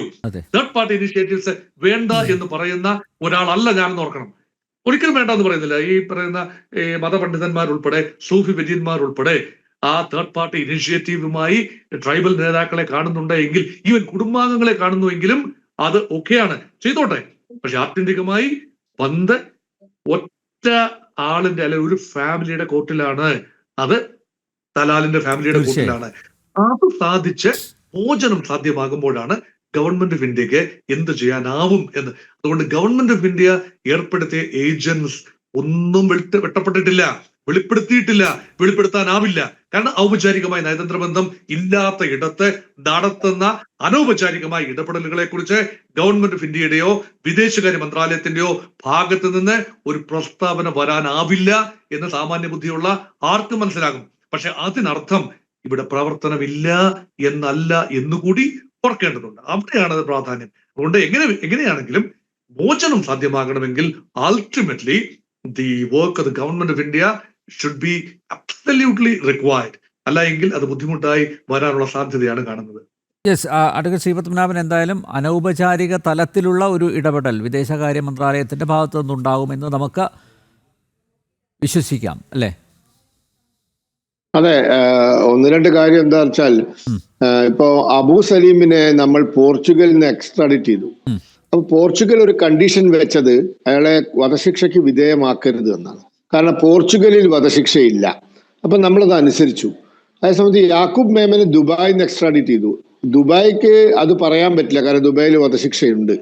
അപ്പോൾ യാക്കൂബ് മേമന് നമ്മൾ വധശിക്ഷ കൊടുത്തു. ഇതേപോലെ മറ്റു രാജ്യങ്ങളുടെ നിയമങ്ങൾ നമുക്ക് മാനിക്കാതിരിക്കാൻ പറ്റില്ല. പക്ഷേ ഇവിടെ പറഞ്ഞതുപോലെ ഒരു പ്രത്യാശയുള്ളത്, ബ്ലഡ് മണി അക്സെപ്റ്റ് ചെയ്തിട്ട് അല്ലെങ്കിൽ അക്സെപ്റ്റ് ചെയ്തിട്ടോ ചെയ്യാണ്ടയോ മരണപ്പെട്ട ആളുടെ ബന്ധുക്കൾക്ക് മാപ്പ് കൊടുക്കാനുള്ള ഒരു പ്രൊവിഷൻ ഉള്ളത് ഇപ്പോ ഇവിടെ ഒരു വെള്ളി രേഖയാണ്. അപ്പൊ അത് എത്ര കണ്ട് ഉപയോഗപ്പെടുത്താൻ സാധിക്കും എന്നാണ് നമ്മൾ ചിന്തിക്കേണ്ടത്. അപ്പൊ അതൊരു പ്രോപ്പർ ചാനലിലൂടെ എന്ന് വെച്ചാൽ ഈ നേരത്തെ പറഞ്ഞതുപോലെ നയതന്ത്ര ബന്ധങ്ങൾ ഔദ്യോഗികമായി ഇല്ലെങ്കിലും ഇന്ത്യ ഗവൺമെന്റ് എന്ന ഒരു പ്രോപ്പർ ചാനലിലൂടെ ചെയ്താൽ അതിനൊരു ആധികാരികതയുണ്ടാവും, അവിടെ ഒരു വിശ്വാസ്യത വരും. അവരെ സംബന്ധിച്ചിടത്തോളം ഇത് ഗവൺമെന്റ് ഇന്ത്യ രാജ്യത്തിന്റെ സർക്കാരാണ് ഞങ്ങളെ അപ്രോച്ച് ചെയ്യുന്നത് എന്ന് വരുമ്പോൾ അവർക്ക് അതൊരു ഒരു ഒരു ഒരു അംഗീകാരമാണ്. കാരണം അവരോട് ഗൗരവത്തോടു കൂടി സംസാരിക്കേണ്ട ആളുകൾ സംസാരിച്ചു എന്ന രീതിയിൽ. അതല്ല നമ്മൾ വേറെ മറ്റു ആളുകൾ അവരറിയാണ്ട് പോയി സംസാരിച്ചാലൊക്കെ അവർ പ്രകോപിതരാവുന്ന ഒരു സാഹചര്യം ഉണ്ടായേക്കാം. അപ്പൊ അതൊക്കെ ഒഴിവാക്കി അവരെ പ്രകോപിപ്പിക്കാതെ, അതായത് അവരെന്ന് ഉദ്ദേശിക്കുന്ന ആ കുടുംബത്തെ പ്രകോപിപ്പിക്കാതെ അവരുമായി ഗൗരവപരമായ രീതിയിൽ സംസാരിച്ച് ഏതെങ്കിലും രീതിയിൽ വധശിക്ഷയെങ്കിലും ഒഴിവാക്കി എടുക്കാൻ സാധിക്കുമെങ്കിൽ അതൊരു നല്ല കാര്യമായിരിക്കും. അതുകൊണ്ട് ഇന്ത്യ ഗവൺമെന്റ് തന്നെ ആ രീതിയിൽ കാര്യങ്ങൾ മുന്നോട്ട് പോകട്ടെ. ആരും ഇതൊരു ആളാവാനുള്ള ഒരു അവസരമായി ദയവ് ചെയ്ത് ഉപയോഗിക്കരുത് എന്നാണ് പറയാനുള്ളത്. ആരിഫ്, നമുക്ക് കൺക്ലൂഡ് ചെയ്യാം. ഞാൻ കൺക്ലൂഡ് ചെയ്യാൻ വേണ്ടി ഉപയോഗിക്കുന്നത് നമ്മളെ തലാലിന്റെ സഹോദരൻ അബ്ദുൽ ഫത്താഹ് മഹദി തന്നെ പോസ്റ്റ് ചെയ്തിട്ടുള്ള ഒരു വാചകം ഉപയോഗിച്ചിട്ടാണ്. അതിൽ അദ്ദേഹം 17 മണിക്കൂർ മുന്നായിട്ടിരിക്കുന്ന ഒരു പോസ്റ്റ് ഇങ്ങനെയാണ്: Indian source, the Indian nurse will be released soon. A Yemeni source which is me, എന്ന് വെച്ചാൽ പുള്ളി തന്നെ എന്താണ് അത് പറയുന്നത്? The Indian disease will soon be executed എന്നാണ് അതിന്റെ തർജ്ജമ പറഞ്ഞു വെച്ചിരിക്കുന്നത്. എന്ന് വെച്ചാൽ പുള്ളി ഈ പറയുന്ന സംഗതിയിൽ എക്സിക്യൂഷൻ അല്ലാതെ വേറൊന്നും അവിടെ പ്രതീക്ഷിക്കുന്നില്ല, അതിനകത്തൊന്നും കാണുന്നില്ല എന്നാണ് പറഞ്ഞു വെച്ചിരിക്കുന്നത്. ഇതിന്റെ ഇടയിലാണ് നമ്മളിപ്പോൾ ഈ കാണുന്ന തരത്തിലുള്ള കാന്തപുരത്തിന്റെ ഇടപെടലായിട്ടും അതുപോലെ മറ്റു പല സംഗതികളായിട്ട് പറയുകയും അതിൽ അനാവശ്യ മുതലെടുപ്പുകൾ നടത്തുകയും വഴിതിരിച്ചു വിടുന്ന അവസ്ഥ ഉണ്ടാവുകയും അവസാനം ഈ കാന്തപുരം തോറ്റെടുത്ത് ഇന്നിപ്പോൾ വീണ്ടും രാജ്യം ജയിക്കുന്ന ഒരു അവസ്ഥ ഉണ്ടാവുകയും ചെയ്തത്. അതിൽ നമ്മൾ പറയുന്നു ആ വിഷയത്തിൽ ഇനി ചെയ്യാൻ കഴിയും ഇന്ത്യക്ക് മാത്രമാണെന്നുള്ളൊരു തിരിച്ചറിവാണ് അവിടെ വരുന്നത്. ഇത് തന്നെയായിരുന്നു തുടക്കത്തിലും വേണ്ടിയിരുന്നത്. അതിനെ ബൈപ്പാസ് ചെയ്യാൻ നോക്കി ഇന്ന് വിഷയം തന്നെ വഴിതിരിച്ചുവിടുന്ന അവസ്ഥയിലേക്ക് ഉണ്ടാക്കിയതിൽ പൂർണ്ണ ഉത്തരവാദിത്തം കാന്തപുരത്തിന്റെ ശിങ്കടികളും ഏറ്റെടുക്കണം എന്നും കൂടിയാണ് എനിക്കിവിടെ പറഞ്ഞു വെക്കാനുള്ളത്. ഇത് വേണ്ടാത്ത ആവശ്യമില്ലാത്ത ഒരു ഇടപെടലായി പോയി. ഇത് ശരിയായ രീതിയിൽ അത് ചെയ്തിരുന്നതിന് ഗുണമാകുമായിരുന്ന ഒരു സംഗതി ഈ രീതിയിൽ ചെയ്തതുകൊണ്ട് അത് വളരെ വികലമായ രീതിയിലേക്കും ഒക്കെ പോകാനുള്ളൊരു സാധ്യതയായിട്ട് ഇത് മാറിയിട്ടുണ്ട് എന്നാണ് ഇതിനകത്ത് കാണാൻ കഴിയുന്നത്. തലാലിന്റെ സഹോദരന്റെ പ്രതികരണങ്ങൾ പോലും അതിൽ നിന്ന് കാണുന്നത് ആ രീതിയിലാണ്. നമ്മളിവിടെ പറയുന്നതിന്റെ ഒക്കെ മറുപടികൾ അദ്ദേഹത്തിന്റെ ഫേസ്ബുക്ക് പോസ്റ്റിൽ പോസ്റ്റ് ആയിട്ട് ഇപ്പോൾ ലാസ്റ്റ് ടാങ്കിന്റെ ചിത്രം വരെ ഇട്ടിട്ടാണ് ഇപ്പോൾ പോസ്റ്റ് അവിടെ ലാസ്റ്റ് വന്നിരിക്കുന്നത് 3 മണിക്കൂർ മുന്നേ. ഈ രീതിയിലേക്ക് വരെ കാര്യങ്ങൾ കൊണ്ടെത്തിച്ചിട്ടുണ്ട്. അപ്പോൾ ഏതായാലും വധശിക്ഷ ലഭിക്കുന്നത് അത് ഒരു അതിൽ നിന്നൊരു ഒഴിവ് കിട്ടാൻ സാധിക്കുമെങ്കിൽ ആകട്ടെ, അത് തന്നെയാണ് നമ്മളെ പ്രതീക്ഷ. വധശിക്ഷയോടൊപ്പമല്ല, അത് ഇന്ത്യയിലായാലും ശരി അവിടെ ആയാലും ശരി, നമുക്കത് തന്നെയാണ് പറയുന്നത്. അതേസമയം നിമിഷ ഒരു നിരപരാധിയാണെന്നൊന്നും പറയാൻ ഞാനില്ല. ചെയ്ത കുറ്റത്തിനുള്ള ശിക്ഷ ലഭിക്കുക തന്നെ വേണം. പക്ഷെ അത് വധശിക്ഷയിൽ കുറഞ്ഞുള്ളത് എന്ത് തന്നെ ആയാലും അതാകട്ടെ എന്നാണ് നമുക്ക് പറഞ്ഞത്. ആരിഫ്, എത്രയെത്ര ജെന്യൂൻ കേസസ് ഉണ്ട് അല്ലേ? ഒരു തെറ്റും ചെയ്യാതെ ശിക്ഷ അനുഭവിക്കുന്നവരില്ലേ? അതെ, ഞാൻ ആ വ്യക്തിയുടെ പേര് ഓർമ്മയില്ല. പക്ഷെ ആ വ്യക്തി ഇതുപോലെ ഒരു മയക്കുമരുന്ന് കേസിൽ വേറൊരാൾ ചതിക്കപ്പെട്ടിട്ട് ഇവിടെ ജയിലിൽ കടന്ന് അയാൾ കൊല്ലപ്പെട്ടു. ആ കൊല്ലപ്പെടുന്നതിന് മുന്നേ, മരിക്കുന്നതിന് മുന്നേ അദ്ദേഹത്തിന്റെ ഉമ്മ ഞങ്ങൾക്ക് അയച്ചു തന്നിട്ടുള്ള വോയിസ് മെസ്സേജ് നമ്മുടെ കയ്യിലുണ്ട്, എന്തെങ്കിലും ചെയ്യാൻ പറ്റുമോ എന്നൊക്കെ ചോദിച്ചിട്ട് ഒന്നും ചെയ്യാൻ കഴിയുന്നില്ല. അതിന് മുന്നേ തന്നെ അവിടെ വധശിക്ഷ നടപ്പിലാക്കി കഴിഞ്ഞു. ഇതേപോലെ എത്ര ആളുകൾ അവിടെ നിരപരാധികളായിട്ടുള്ള ആളുകൾ കിടക്കുന്നുണ്ട്. അപ്പോഴാണ് ഇതേപോലെയുള്ള കുറ്റകൃത്യത്തിന് പിടിച്ച് അതിൽ കുറ്റസമ്മതം നടത്തിയ ആളുകൾക്ക് വേണ്ടിയിട്ട് നമ്മൾ ചെയ്യുന്നത്. അതിനു വേണ്ടിയിട്ട് ഇതുപോലെ ഇറങ്ങിത്തിരിക്കുന്ന ആളുകൾ, എന്നിട്ട് അത് വെച്ച് മതം പോലും ഇവിടെ പ്രചരിപ്പിക്കുന്ന അവസ്ഥ ഉണ്ടാകുന്നു. ചില ഉസ്താദുമാരൊക്കെ ഇറങ്ങി തിരിച്ചിട്ടുണ്ട്. അവർ പറയുന്നത് കണ്ടില്ല, ഇസ്ലാമിന്റെ മേന്മയാണെന്ന് പറയുന്നത്. ഇതിനെല്ലാം വഴിവെക്കുന്ന രീതിയിലേക്ക് ഈ വിഷയത്തെ കൊണ്ടുപോകാൻ ഒരു ചരക്കാക്കി മാറ്റിയിരിക്കുകയാണ് സത്യത്തിൽ ഈ വിഷയത്തെ എന്ന് പറയുമ്പോൾ വിഷമമുണ്ട് എന്നുള്ളതാണ്. കാരണം ഇത് വെച്ചിട്ട് നമ്മളിത് പറയുമ്പോൾ നമ്മളെ മുസ്ലിം വിരുദ്ധനായിട്ട് ഇസ്ലാം വിരുദ്ധനൊക്കെ ആയിട്ട് ചിത്രീകരിക്കും. പക്ഷെ ഇതൊക്കെ ചെയ്തു കൂട്ടുന്നത് ഇവർ തന്നെയാണ്. നമുക്കിത് പറയാതിരിക്കാൻ കഴിയില്ല, ഇതിനെ വിമർശിക്കാതിരിക്കാൻ കഴിയില്ല എന്നുള്ളത് തന്നെയാണ്. യെസ്, നിമിഷപ്രിയയുടെ മോചനം സാധ്യമാകുന്നില്ലെങ്കിൽ പോലും വധശിക്ഷയിൽ നിന്ന് ഒഴിവാക്കി കിട്ടുക, അതിനായിട്ട് നമുക്ക് പ്രാർത്ഥിക്കാം. ജനൻ ഡിബേറ്റ് ഇവിടെ പൂർണ്ണമാകുന്നു. ചർച്ചയിൽ പങ്കെടുത്ത എല്ലാ അതിഥികൾക്കും നന്ദി. ഒപ്പം പ്രേക്ഷകർക്കും